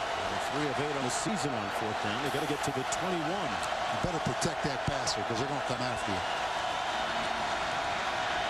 Good protection, but incomplete at the 17-yard line. The Gamecocks will take over on downs. Lucas Taylor was the nearest receiver to the intended pass. Captain Munnerlyn defending for South Carolina. Again, they contest every throw. I mean, their defensive backs are in the grill of the Tennessee wide receivers. Let's see if this was pass interference right here. Couldn't see it there. But, Mark, I go back to the third down call, third and about 3.5. The decision had been made to go for it on fourth down. What a great opportunity to run a draw or something and make it really a manageable fourth down.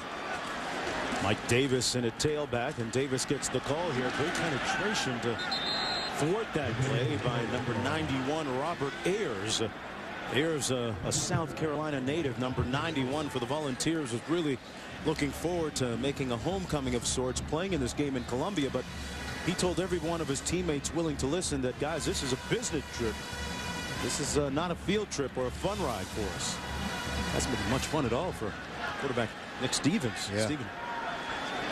Second down and 9.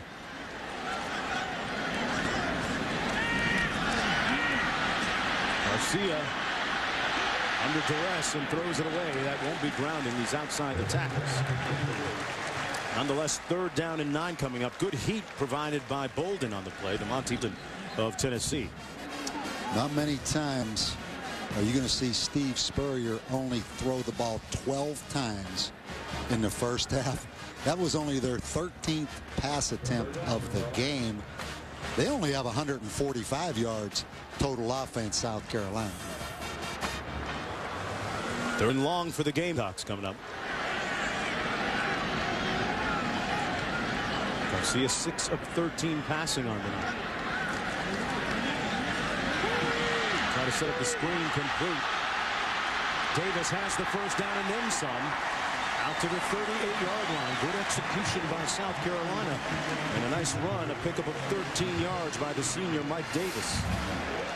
They've had success tonight with the screens. I mean, that's the 2nd middle screen that Mike Davis has caught. You know the beauty of that play?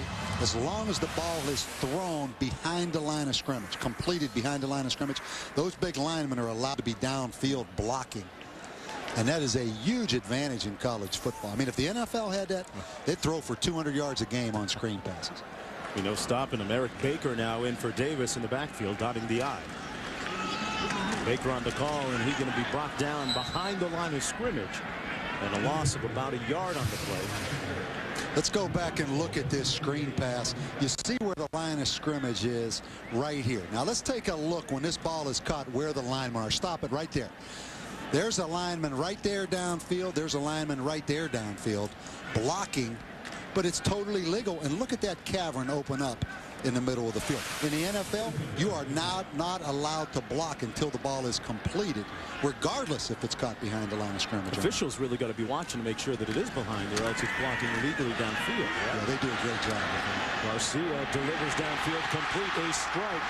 All the way down to the 35-yard line. Saunders making the grab. Saunders picks up 27 on the play. Yeah, Wesley Saunders, he's the blocking tight end at about 285 pounds. You see him just wide open. I mean, obviously a broken coverage. Saunders had a 26-yard touchdown against LSU.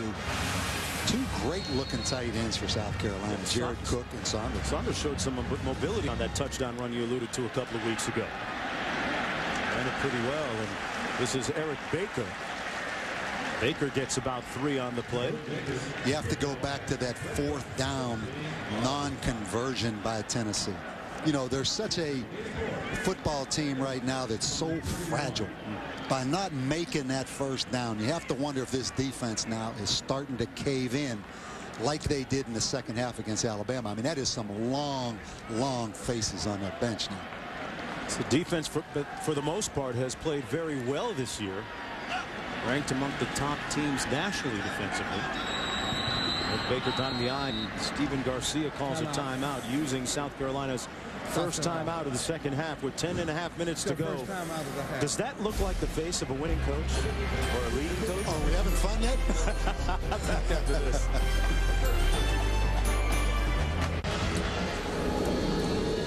Welcome back, everyone, to Columbia, South Carolina. This game is brought to you in high definition on ESPN2 HD.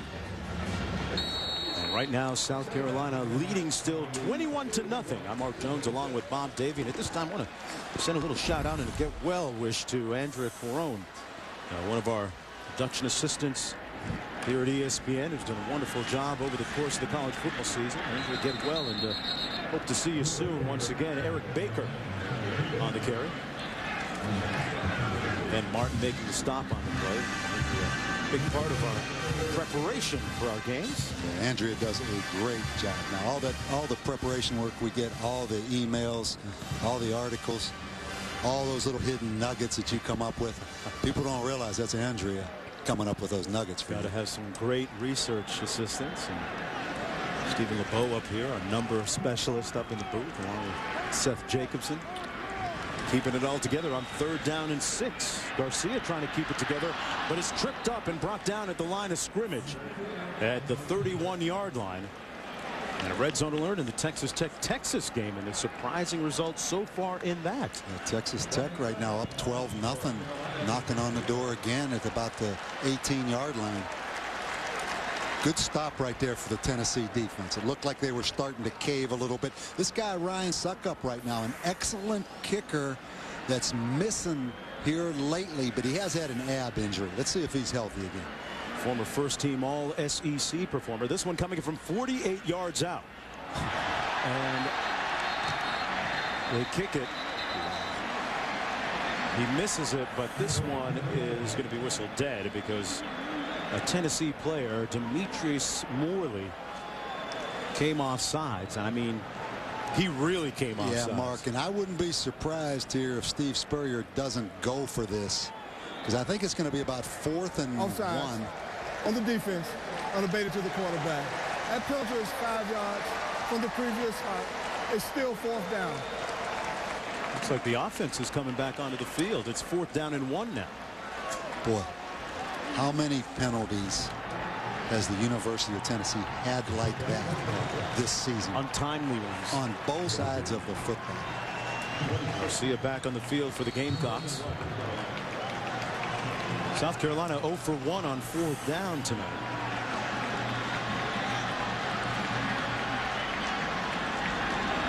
Davis, the deep back. He gets the carry and the first down. You know, Mike Davis came into the game averaging about 4 yards per rush. Has twice as many carries as anybody else on the team. Picked up about 10 on that play. He led the team in rushing as a freshman several years ago, but after that gave way to a guy named Corey Boyd, who was pretty good now playing in the NFL. Corey Boyd ran hard now. You know, Mike Davis, knee surgery last spring. He actually had some fluid drained off his knee. Not 100% healthy. A young guy from right here in Columbia. 10th play of the South Carolina drive. Here's the empty formation. Here's the old Gator ball right here. Garcia. Pass incomplete, intended for Eric Baker out of the backfield. Bob, you look at the numbers of South Carolina over Steve Spurrier's 4-year tenure. They haven't really matched the offensive numbers that he had at Florida. Why? Well, you're being kind there. I mean, last year they were 77th in total offense. This year they're 79th in total offense. You know, the game's changed. I mean, to be quite honest, Steve was well ahead of his time schematically back at Florida. And, you know, they've just not had the consistent play of the quarterback. But I think they're on the right track right here with Garcia. This is Mo Brown.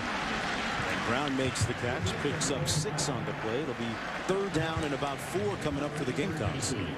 But yeah, we saw that empty formation, and with Stephen Garcia now, might you see an offensive explosion of sorts over the next several years? You know, I asked Steve about that. You know, what happened to all of your empty formation stuff? And it's all about the quarterback in that, because the focus is on the quarterback of making quick decisions, because you only have 5 pass protectors. So Garcia does give them hope now.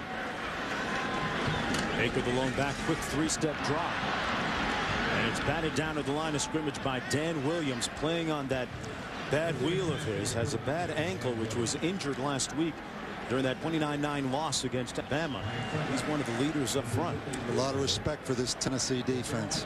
John Chavis, their defensive coordinator, excuse me, made the decision several weeks ago, John Chavis, to get up in the press box.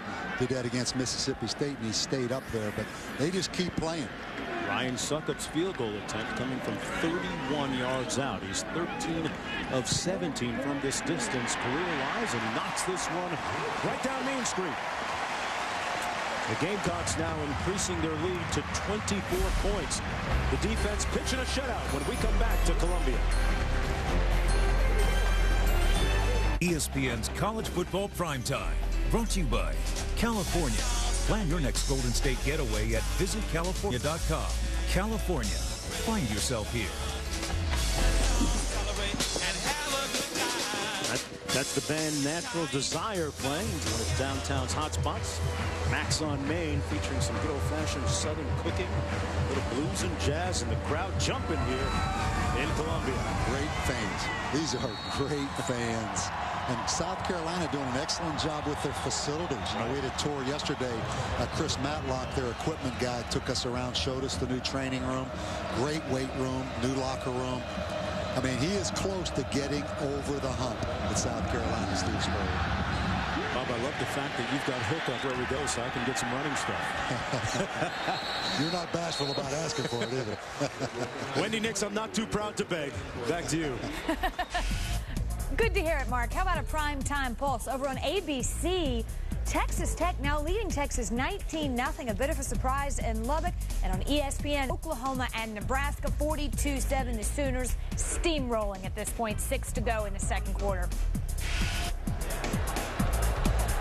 All right, Wendy, we're going to start off first down and 10 from the 20-yard line. 7:33 to go. And Tennessee's offense has been vapid so far, lifeless.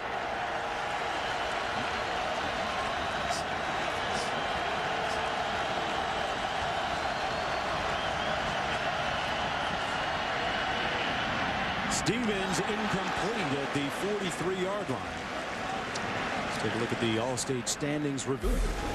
First Saturday in November, and things coming a little bit clearer now into focus. Yeah, number 1 right now down in Lubbock, Texas. The Longhorns. Oklahoma, imagine putting, I think it's 42 on Nebraska in the second quarter. Unbelievable. USC just toying with the Washington Huskies. And how about the Red Raiders and those Florida Gators sitting there? Hey, Bob, did you imagine, I'll ask you maybe after this, but Alabama sitting there at 9-0 the week off. I'm not sure how many people thought that they would be perfect at this point. Stevens complete his full progress for Briscoe. Going to be up closer to the 30. Now they're going to mark it at the 27. Yeah, Briscoe with the catch. But you talk about Alabama, who I think beat Arkansas State today at home. My bad. You know, we had them in the Independence Bowl. You could see that Nick Saban, I mean, you knew Nick Saban would get it done, but Mark, to answer your question, nobody, including Nick Saban, thought they would be 9-0 right now. If you watch him on tape against Tennessee like we did last week, they are for real now. Great defense, strong physical running game, and John Parker Wilson has improved as a quarterback. Third down and 3. Stevens on the quick post, complete out to 42-yard line. Nice catch by number 21, Austin Rogers, picking up 15. Well, get your weekly dose of NFL news and analysis on ESPN tomorrow at 11 a.m. Eastern Time. Chris Berman and the crew with analysis and a whole bunch of highlights. NFL Countdown presented by IBM. Then at 7, Berman and John Saunders deliver today's highlights, and Sports on Sports Center presented by Bud Light. So after the completion, it's first down and 10. Arian Foster, the lone back for the Volunteers.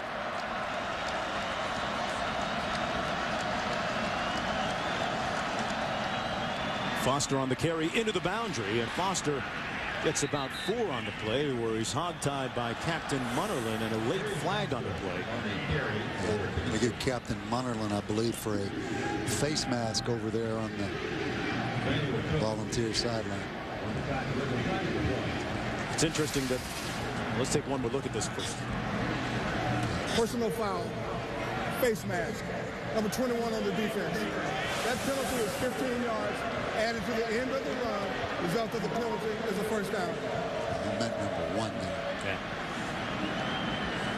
You know, Tennessee has gone through a turbulent time over the last several months, going back to the suspension of their punter, Britton Colwick, and after that, they had a team meeting at their defensive captain's place, Alex Wilson, and they drafted a Tennessee player Bill of Rights and Wrongs, which included an 11 p.m. curfew, fines for missing or being late for class or practice. They feel it's helped them take care of the little things off the field, which has led to a lack of major incidents off the field. And the business at hand, though, they're trying to take care of things on the field. Scrambled by Nick Stevens. You know, Chris Culliver's had a good night for South Carolina. Wide receiver in 07. I mean, he's a big, tall, good-looking safety back there. This may be the best defense in the Southeastern Conference. I know statistically they are, but they are athletic and they are deep, particularly in the secondary. Well, Tennessee, 21 yards rushing tonight on 19 attempts before this one. Down to the 20, it's Arian Foster. You know, for Tennessee, that was a good hard run right there by Arian Foster, but Tennessee football under Phil Fulmer, it all starts with the running game. And they came in 100th in the nation in rushing offense. Tennessee's game, they are more of a power team than a finesse team. If they can't run the football, they struggle. That's the reality, particularly with a new quarterback.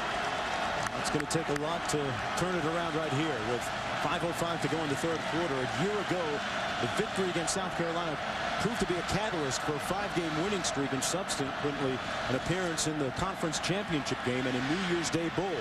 Stevens up top and incomplete. And a late flag thrown on the play against Jasper Brinkley, trying to stay with the receiver on the play. Arian Foster, the intended receiver. Yeah, South Carolina, a big man-to-man coverage team. You have Jasper Brinkley locked on Arian Foster right here. What do you think, Bob? Wow. First of all, I think it was uncatchable. Yeah, I mean, that was Number 52 on the defense. I thought that was a bit of a gift penalty right was 15 there. yards from the previous spot and an automatic first down. Jasper Brinkley, one half of the Brinkley brothers. His brother Casper now playing in the NFL. Big guys seem to move pretty good in space. I don't know. 270-pound linebacker coming back off a knee injury. Missed 8 games last year. That's an NFL inside linebacker. I mean, that's a 3-4 inside linebacker that can play over that guard. His brother, his brother Casper with the Carolina Panthers on defensive end. Under 5 minutes to go in the third quarter. Tennessee with its deepest penetration of the night. That's Foster, and he's brought down short of the goal line at about the 1. Second down and goal. Tennessee has struggled in the red zone this year. Yes. We saw that last week against Alabama. They had several chances, couldn't convert. Yeah, there's always a couple things that lead to that. Number one, their field goal kicker has struggled. Number two, they don't really have a dynamic wide receiver, a big tall guy, and they have trouble running the football wherever it is. So that doesn't surprise me. That's statistic.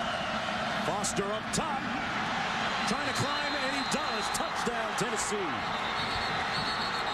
Boy, he showed some lift. He has some hops. It always makes you nervous when they stretch that football out, though, doesn't it? It's like they're putting out an offering there for the defense, but for Foster, you know, that underscores the struggles of the Tennessee running game this year. His first rushing touchdown, and measure that vertical leap. Oh, yeah, he's clearly crossed the plane of that goal line. Good effort. I mean, Arian Foster's playing hard right here in the second half. That's like Tennessee going to go for 2, Mark. 23rd rushing touchdown of his career.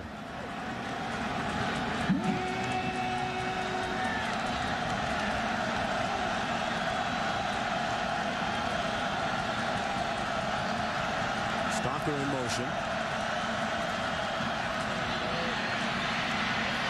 Stevens going to try and run, and he's brought down. So they don't get the 2-point conversion. Jordan Lindsay there to make the stop for South Carolina. Yeah, this South Carolina defense can run now. There's some great team speed out there.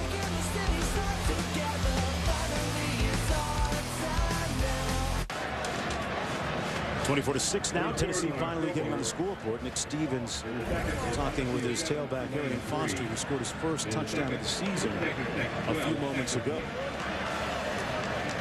Just the logic with Philip Fulmer right there is 3/8 make 24 is why he went for the 2-point conversion. I mean, that point is argued by everybody. When do you kick the extra point? When do you start going for 2?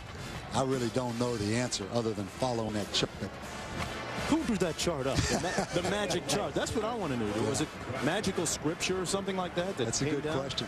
That's a good question. It's a mathematical guru somewhere.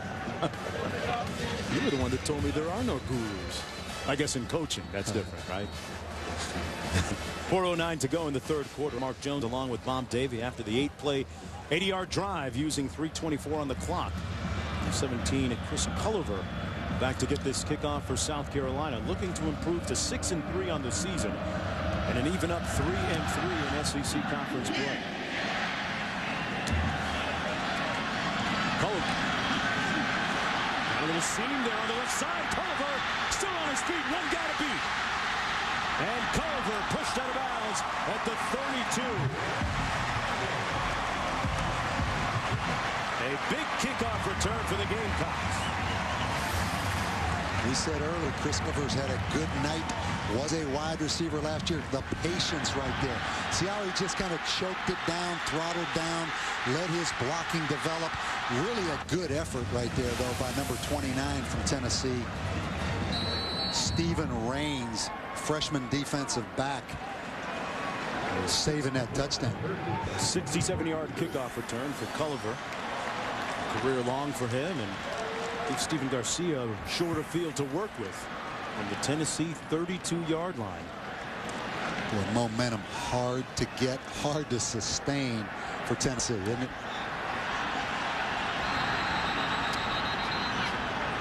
And Steve Spurrier calls a timeout. Timeout. South Carolina. Let's go back to Wendy Nix for a Sports Center right now. Mark, thank you very much. Texas Tech leading Texas 19-3 in the second quarter. Graham Harrell to Eric Morris. Texas facing their fourth top 11 team in a row. Perhaps their energy waning just a bit. And BYU defeating Colorado State by 3. BYU trailing by 4. Under a minute to go until Max Hall connected to Dennis Pitta. They hold on, grab the win, 45-42 over Colorado State. All right, Wendy, back here with under 4 minutes to go in the third quarter after the timeout. 1st and 10 from the 32-yard line for South Carolina. South Carolina trying to expunge the memory of a 5-game losing streak to end last season. Right now sitting at 5-3 and really optimistically hoping to win out, although a big one coming up against Florida soon. Garcia hands it off. That's Davis, and a flag down on the play near the line of scrimmage.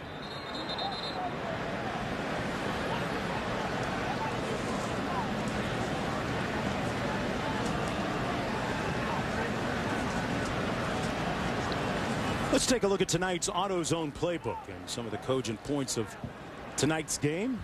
Well, I think where we head with this is Stephen Garcia. His ability to keep plays alive with his mobility in the pocket. Reminds me a little bit of this guy playing out in Lubbock, Texas tonight, Colt McCoy. One of those guys that's athletic enough, can throw on the run well enough. What do you think? Yeah. Big improvement, at least, for Stephen Garcia between games 1 and 2. Yeah, he's a freshman. Redshirt freshman. Tennessee may have been a little quick off the line of scrimmage, and they make the interception. That's Eric Berry. And Berry with thoughts of bringing this one back. Look out. Still on showtime. He plays offense, too. Oh! Got a nice block. Berry's still on the road.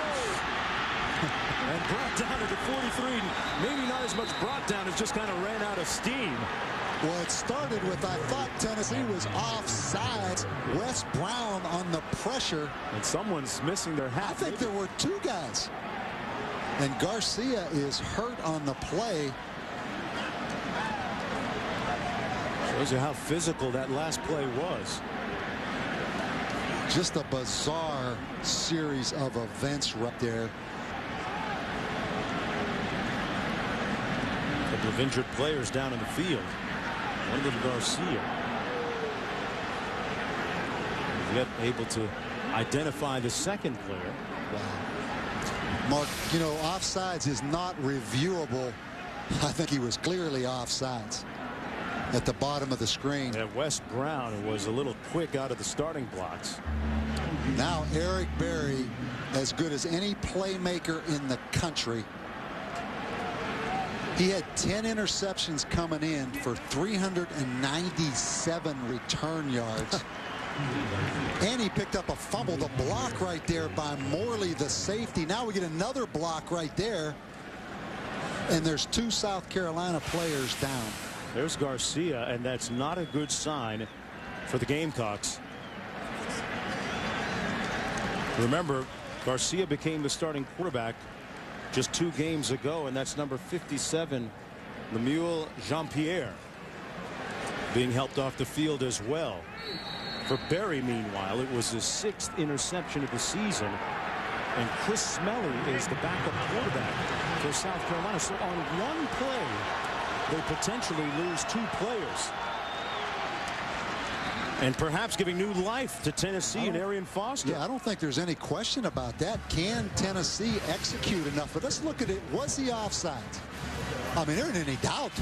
I mean, I don't think there's any doubt, Mark, that he's across that neutral zone right there. Again, that's not reviewable. Want to see where Garcia got hurt on the interception return. Back's working out of the eye. Foster tries to cut back, stopped up about 2 yards short of the first down. It's 3rd down and 2 to come for the Volunteers. The thing surprises me, and I know Tennessee's down, just not much emotion. I mean, I look out there at their offense on the field. You look at their sidelines. I mean, there's not much juice or enthusiasm. I mean, this game is still alive right now. Well, you certainly can't make that claim about Berry making that interception a few moments ago. And you know this is 4-down territory, so they're going to run the football here. They line up in the eye. They give it to the fullback for a change. That's Kevin Cooper. And Cooper looks like they're going to mark it about a foot or 2 short of the first down, setting up a 4th down and that much to go. And as you mentioned, it's 4th down territory for the Volunteers. And I'll tell you, you play football at a place like Tennessee, these players are under amazing stress. And all the stuff about the coach's hot seat, and these guys read the newspaper. I mean, it's a cumulative effect now. And you can just kind of read into it over there on the sidelines. There's not many guys up there watching this offense trying to claw back into this game. There's a lot of little pockets of guys in conversations over there. It's interesting, Bob. Last week we saw Tyrone Willingham, the Siege coach out at University of Washington Sweet. Same situation for Philip Fulmer. It is a tricky profession when you're trying to rally young men and motivate them in light of the circumstances. 4th and 1, they're going for it.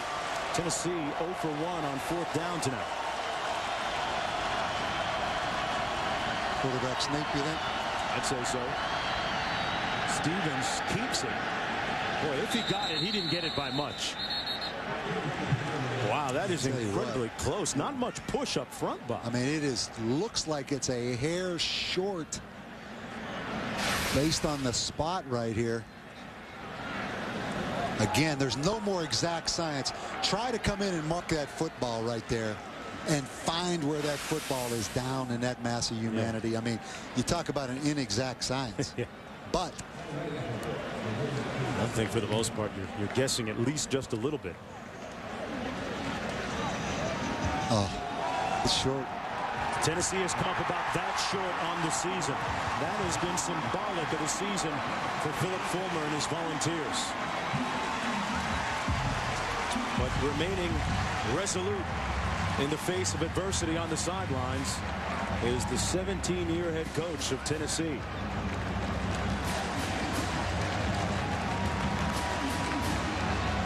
First down and 10. The Gamecocks coming back the other way. Yeah, Chris Smelly in the game now. If you're just joining us, Stephen Garcia was shaken up on the interception return a few moments ago. Both he and Jean-Pierre, the offensive lineman. Hence, we have new quarterback Chris Smelly, who started the first 6 games prior to Garcia taking over. That's Davis gaining about 3 on the play. Well, Jimmy Johnson continues his march toward a 3rd straight Sprint Cup title as the rest of the Chase Field tries to hold him back. The chase for the NASCAR Sprint Cup continuing with the Dickies 500 at Texas on ABC tomorrow afternoon. Coverage begins with NASCAR Countdown at 3 Eastern. Garcia still on the sidelines, and yeah, Tommy Beecher started the year as the #1 guy, gave way to Chris Smelly for the next 6 games, and then 2 games ago Garcia took over. So we'll see how long Chris Smelly gets to take the snaps. Davis cutting it back nicely, got about 6. Well, it's all about running the football right now for South Carolina. Smelly with 10 touchdowns but 9 interceptions on the season. Plenty talented enough. He's just been inconsistent. Not a bad record as a career starter. 8-4, including the 4-0 this year. Again, another big down for the Tennessee defense. 3rd and 3. Brown in motion. They run it. And that's going to be close. Well, they're as conservative offensively as I've ever seen a Steve Spurrier football team. And they're working on that right foot. Looks like knee, I think. They're going to put that knee right leg. In, huh? That's the end of the 3rd period of play. Tennessee with the lead when we come back to Columbia.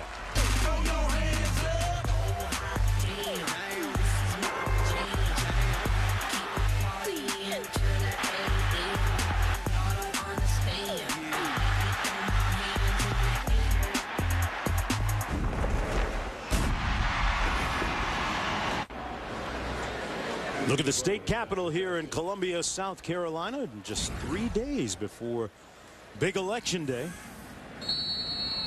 I cast my ballot already, Bob Davis. So did I. In the great state of Florida. So did I in the great state of Arizona.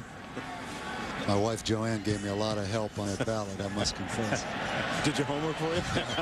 Or at least help you, sorry. This is Rogan on the punt return, brought down at the 13-yard line. Number 3, nice tackle by Akeem Auguste, a 48-yard punt and 3 yards on the return. Texas threatening now against Texas Tech in a pivotal game in the Big 12 South Division. And Texas Tech leading that game.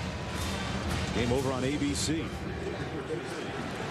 1st down and 10 for the Volunteers. This is the first Saturday in November. They come into this game 3-5. And their head coach, Philip Fulmer, looking to try to spark his team. Almost intercepted for the 2nd time tonight by Culliver. That was a dangerous throw by Nick Stevens.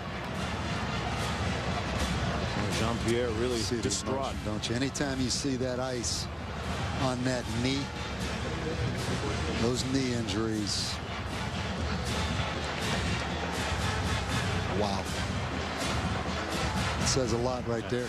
You know how much that young man has invested. And all of a sudden that knee scares every young player. Stevens 8 of 18 on the night. Heat. And he dumps it incomplete, intended for Foster on the screen, but Eric Norwood turned up the pressure meter on Nick Stevens. Mark, this South Carolina defense is all over the Tennessee wide receivers.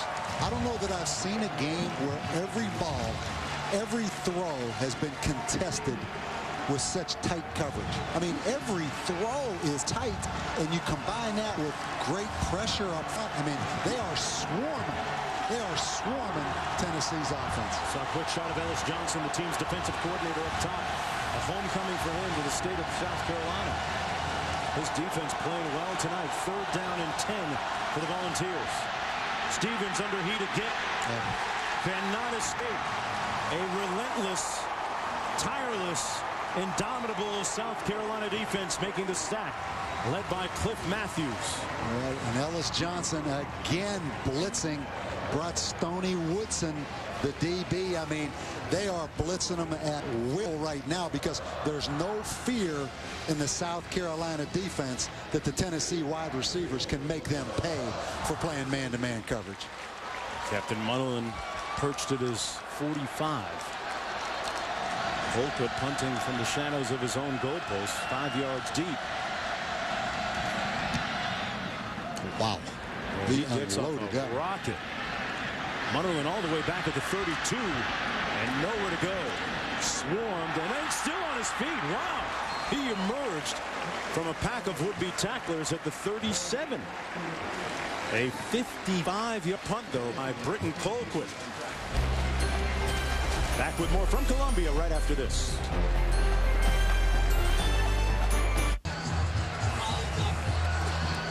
South Carolina leading 24-6, just underway here in the 4th quarter. That's Captain Munnerlyn and one of the leaders of that South Carolina defense. And look at those statistics. What do they tell you, Bob? Tell me it's complete domination right now by the South Carolina defense, particularly when it comes to pressure on the quarterback, negative plays created, and tight man-to-man coverage. Tennessee offense has only rushed for 39 yards. Rushing the ball here for South Carolina is Mike Davis. Got about 3 on the play. South Carolina came in with a bit of a hot hand. They had won 4 of their last 5 games. The only loss coming at the hands of LSU a couple of weeks ago. And they kind of did things right, seemingly so far anyway, during that bye week that they're coming off. They practiced Tuesday, Wednesday, and Thursday, and Coach Spurrier gave the team the weekend off, got back to work on Monday, and it's been all good tonight so far. Davis running hard between the tackles. And no reason for South Carolina to be anything but conservative right now. Big concern is the health of Stephen Garcia, the quarterback. You'd like to get Smelly some opportunities to throw the football right here, but you know exactly what he's thinking. Just keep that clock moving and don't let Eric Berry intercept the pass, because he's Tennessee's best offense right now. 3rd down and 4 coming up.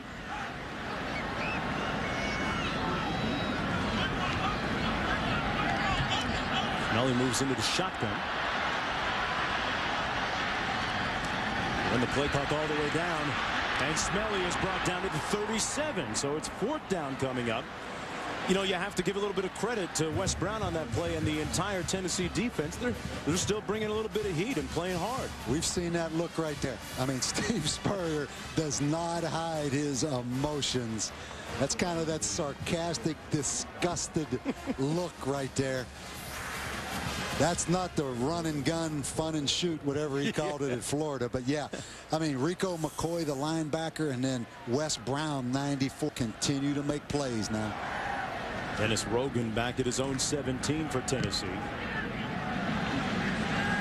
Nice punt by Lanning. Rogan brought down immediately at the 23-yard line. Like I said, Coach Spurrier, after this 39-yard punt, not many guys can smile and be upset. Is a picture worth 1,000 words? A million of that. Does that not say it all right there? Look.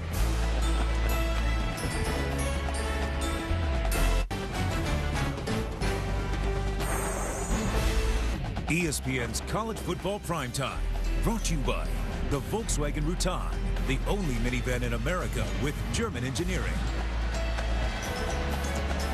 Welcome back, everyone, to Columbia. I'm Mark Jones, along with Bob Davie. South Carolina leading Tennessee 24-6 right now, with 11.5 minutes to go in the 4th quarter.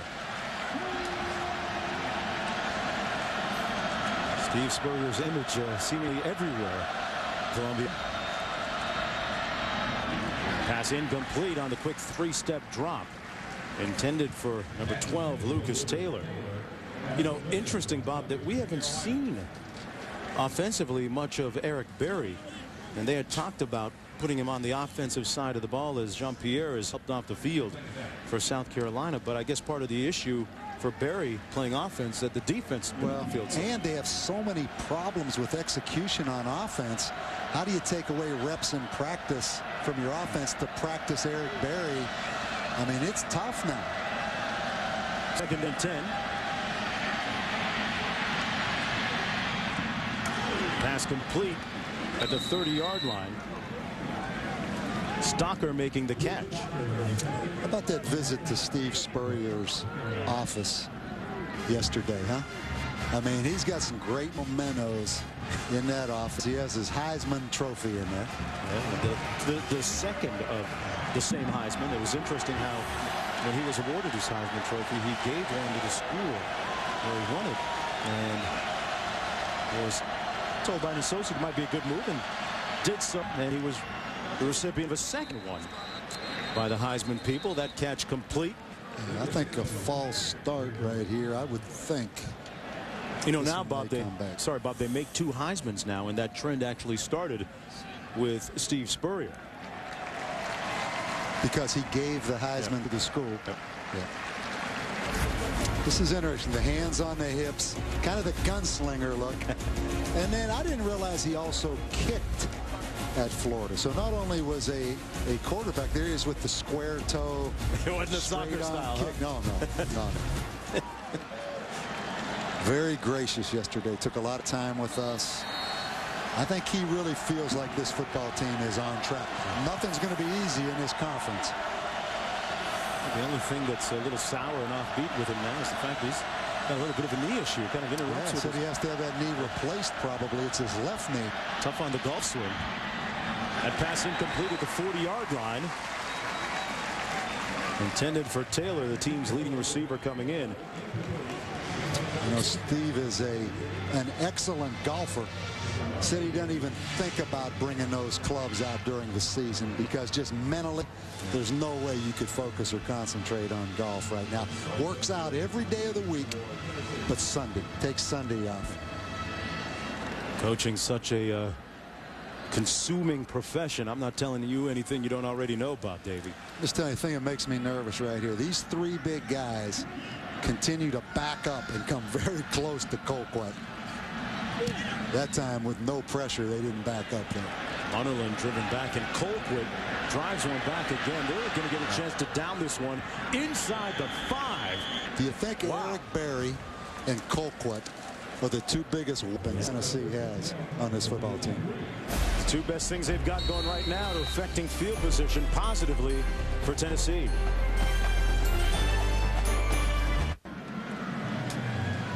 As Britton Colquitt on the sidelines, number 47 for Tennessee, with a career-long 71-yard punt a few moments ago. You know, Bob, anything that is in the air for that long should have a movie on it. I mean, he blasted that one. Those guys are enjoying themselves over there, aren't they?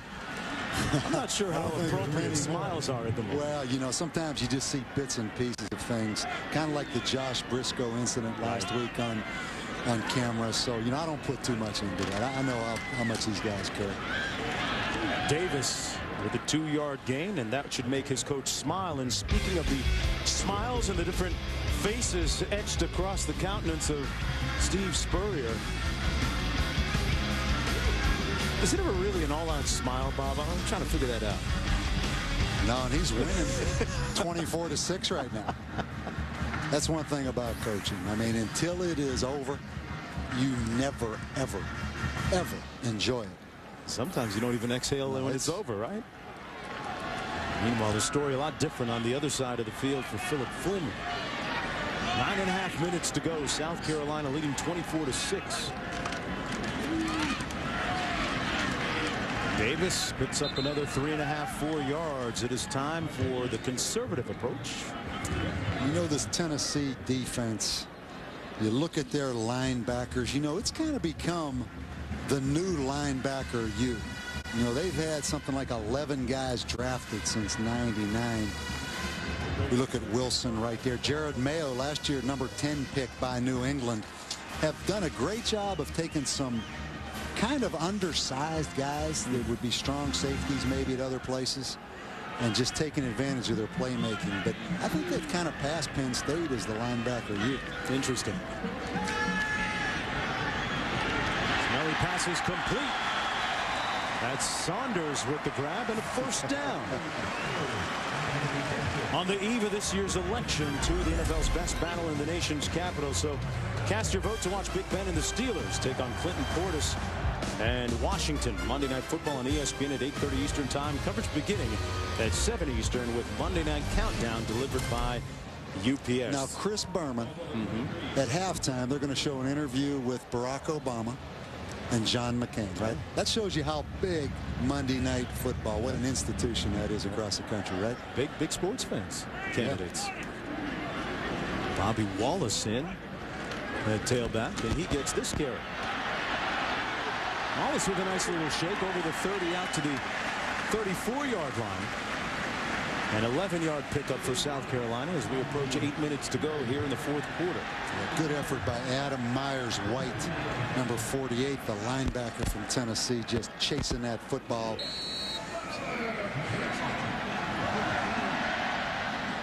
Have you ever seen a Steve Spurrier team run the football as much in one football game? This may be a record if we can go back and look at statistics of run compared to pass. Times really have changed when it comes to Coach Spurrier's crews. Well, when you have a defense like they have going tonight, there's no reason to take a chance. Mike Davis on the run, and Davis brought down behind the line of scrimmage, flag down on the play. Let's go to Wendy Nix.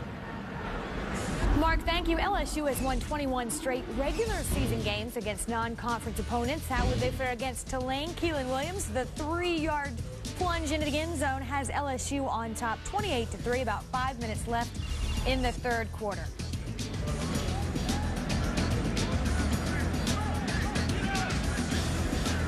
I coached in that game, Tulane, LSU, when I was at Tulane. What do you remember most about it? I remember a huge fight that occurred in Baton Rouge in 1984. And everyone came out of the stands and they called the game with about 3 minutes left in the game. They had I mean, that is a big rivalry game. Now, years ago, that was really a big rivalry. They called the game with how much time to go? I think 3 minutes. 7.5 to go here. I was coaching defense, and LSU was moving that ball so well. I was kind of glad it was over. It helped the stats a little bit. You know, we didn't have 3 minutes to finish. Davis on the run off the handoff from Chris Smelley, and Smelley is taken over from Stephen Garcia. If you're just joining us, Garcia was injured a few series ago on an interception return. You know, you look at the Southeastern Conference, looks like it's headed for an Alabama-Florida SEC championship game. And that will be a great game. Yeah. Now, who else in the national championship game? I mean, Penn State. Joe Paterno's hip feels better tonight now watching that Texas Tech game, because that's a huge advantage for Penn State if the Red Raiders can hang on now. Davis again with a gaping hole over the right side of that offensive line and picks up about 9. Yeah, Penn State, you'd assume, would run the table from here on out as we take a look at the SEC standings first. Yeah, and you have Florida going to Nashville and playing Vanderbilt next week. Georgia at Kentucky, but Florida obviously in the driver's seat now with an impressive win today. Can we call that a trap game next week between Florida and Vandy? Could be. Okay. Could be, but I just think Florida's too talented. But Alabama still going to LSU, and the emotions in that stadium on the Nick Saban bowl game in Baton Rouge will be unbelievable. Might be a little bit of history there. And a great punt by Spencer Lanning, driving Rogan back inside the 10. And Rogan brought down at the 14-yard line, and there's a fumble. Gamecocks have it at the 14-yard line after the 51-yard punt. South Carolina covering that punt with bad intentions, and they caused the turnover. Charles Turner, the deep snapper, recovering the ball.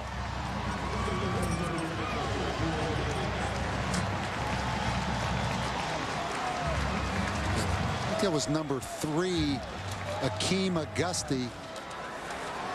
They have 2 number 3s listed, but I think that was Auguste, the defensive back, that knocked that football out of there. Wow, Mark. And 5:36 to go, and a lot of luck for Phil Fulmer, but unfortunately it's been all bad tonight. 3rd turnover of the game.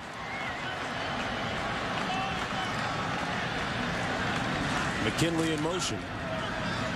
They give it to Davis, trying to cut it back, and it's stopped up after a gain of about 2. Under 5.5 minutes to go.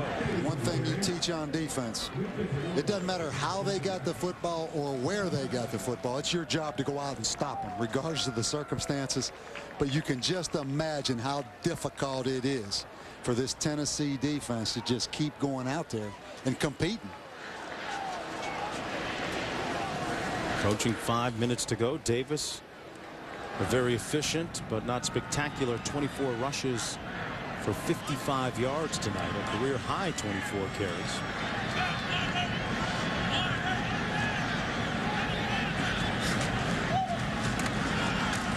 Davis again. This offense over the last quarter, Bob Davey, has been Davis left to Davis right and Davis between the tackles. He might be in the wishbone. He may all of a sudden take Paul Johnson's offense at Georgia Tech and say, you know what? I've got a really good defense. My quarterbacks are still a little inconsistent. I'm going to run the ball. You think there's any chance Steve Spurrier will take that? No. We've seen some strange things. I mean, who would have thought now? I mean, Mike Davis, 25 carries. South Carolina rush offense number 108 coming into this game. Snelly back to pass over the middle, and Saunders, what a catch! Touchdown! Yeah, we got a flag. That says it all, doesn't it? This one might be coming back. Well, according to the look on Coach Spurrier's that face. might have been an illegal formation right there. They went kind of quick when they got to the line. Illegal formation on the offense. Only 6 men on the line of scrimmage. 5 guys from the previous spot. Yeah. Replay 3rd down. There was obvious confusion because on the snap of the football, watch these guys up here. They never even move. Look, it's like, look. Yeah. How about the catch, though? One-handed, 285-pound Wesley Saunders, the most disappointed guy in this entire. You think Steve Spurrier's disappointed?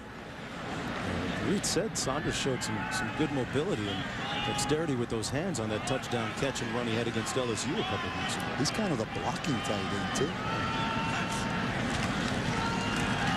Oh, Davis, and what a stick. McCoy coming up from his linebacker spot and making a nice hit on Mike Davis and saying, not that time. Little pent-up frustration being let out. Yeah, there were actually a lot of boos in the stadium over. You heard them too, right? Oh, I heard them. Conservative play call, and nobody in orange is left in the stadium, so it wasn't Tennessee fans booing now.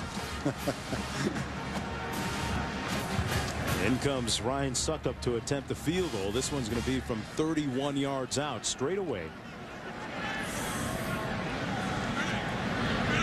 Succop, the former All-SEC selection, has struggled this year, but knocks that one through to make it 27-6. What's that highway going to Knoxville? I'm not even going to guess. I think that Tennessee section's cleared out up there, Mark.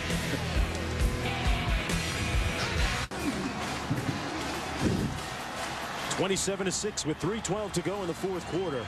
South Carolina has dominated Tennessee tonight, and they've been very opportunistic as well, converting 14 points off of 2 turnovers at one point.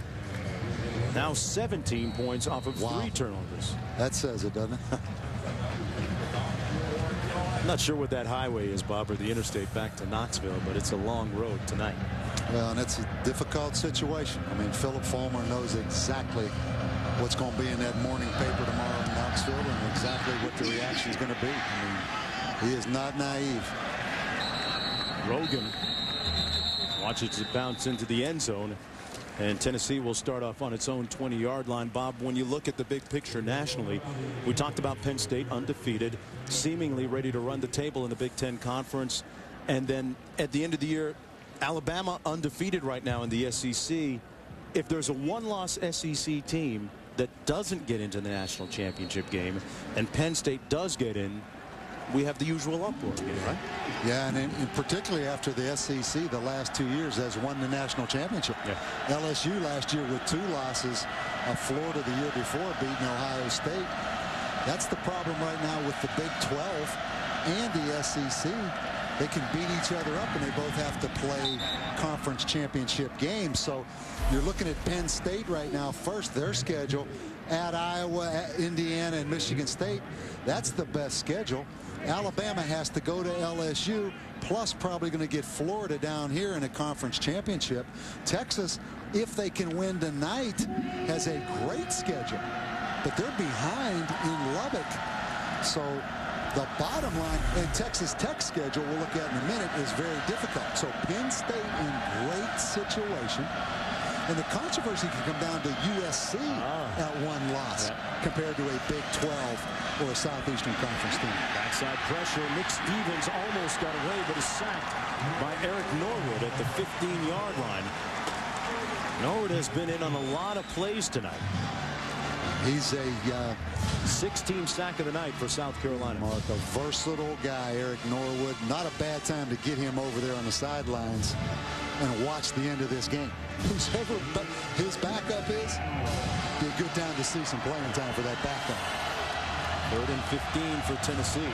Here's Norwood up here at the top again. Hey, so what's wrong with getting some stats, Bob? More pressure. Complete at the 17-yard line to Arian Foster. Back to Texas Tech, leading right now against Texas over on ABC. 8-0. That is a tough schedule. Oklahoma State. Here's the one. You're going to Norman, and then Baylor is an improved team, plus a Big 12 championship. So if Texas Tech beats Texas tonight, that's the best thing that could happen for Penn State, because I don't think the Red Raiders can run that schedule right there. Wow. Where Texas, if they could win tonight, I think Texas will run the table. So Joe Paterno, man, that hip and that knee, which he's going to have surgery on after the season, it's feeling pretty good tonight. Nobody talking about, oh, he's upstairs right now, maybe he should step away from the game. And you know, some of the preseason controversies with some of the off-field incidences that they had at Penn State suddenly have not become the major story that they were before. Nobody talking about Philip Fulmer, 150 and 50 at Tennessee. No NCAA problems over his years. It's all about that W. Right, Wendy Nix? It's all about winning. It is all about winning. It's a what have you done for me lately kind of business. Texas Tech knows that. They're up 22-6 over on ABC. And, of course, on ESPN, SportsCenter coming up after this game. Oklahoma 56, Nebraska 21. Wendy, when Bob said it was all about the W, I thought he meant it was all about Wofford. No. I give you a little nugget. You get ready to 2 minutes to go. Will bounce at the 36-yard line, going out of bounds. And folks, get your weekly dose of NFL news and analysis on ESPN tomorrow at 11 a.m. Chris Berman hosts Sunday NFL Countdown presented by IBM with Mike Ditka, Tom Jackson, Steve Young, Chris Carter, and Keyshawn Johnson. Then at 7 on ESPN, Chris Berman and John Saunders give you the highlights and scores on SportsCenter presented by Bud Light. Mark, what do you think? The South Carolina team, excellent on defense, as good as any. I think they're about over that hump. I think they can go to Gainesville with this defense and contest the Gators. I really think they can be competitive, too. When you look at what they've done in the SEC so far this year, their 3 losses, they're all 1-touchdown games. Right. This is number 22 in the game, Bobby Wallace getting the carry, and South Carolina's remaining schedule, pretty good one. Yeah, favored against Arkansas at home. At Florida, they'll be the underdogs. At Clemson, tough. That's tough. Clemson beat Boston College today, right? Yeah, they sure did. A rivalry game, and they do get a week off in between. Yeah, so next week's game against Arkansas, huge, because that would get them to 7 wins. Last year they were 6-6. South Carolina didn't go to a bowl game, so 7-5 gets them in a bowl game. On 2nd down and 8. Bobby Wallace once again on the carry. Picks up a couple of yards. And as we said at the top of the show, one of the prevailing themes coming in was the job security issue, or lack thereof, of Philip Fulmer, the head coach for 17 years at Tennessee. He won a national championship with the team back in 1998, as a couple of SEC titles to his credit. And Scott Spurrier, Steve's son, is in the game at wide receiver right here. That's his son. I think he's about 5'3", is the second team holder, getting a little PT tonight. Let's see if he gets a block. A block? Throw him the rock. Come on now. How about that?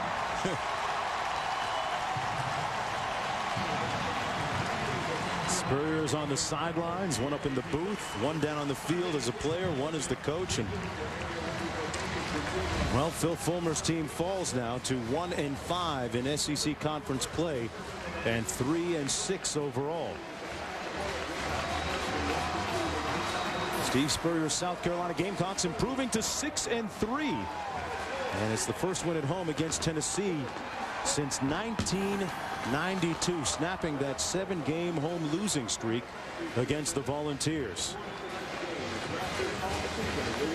Well, South Carolina proved to be opportunistic in the first quarter, setting the tone for the rest of the evening. Don't forget, tune over to ESPN News for our post-game extra.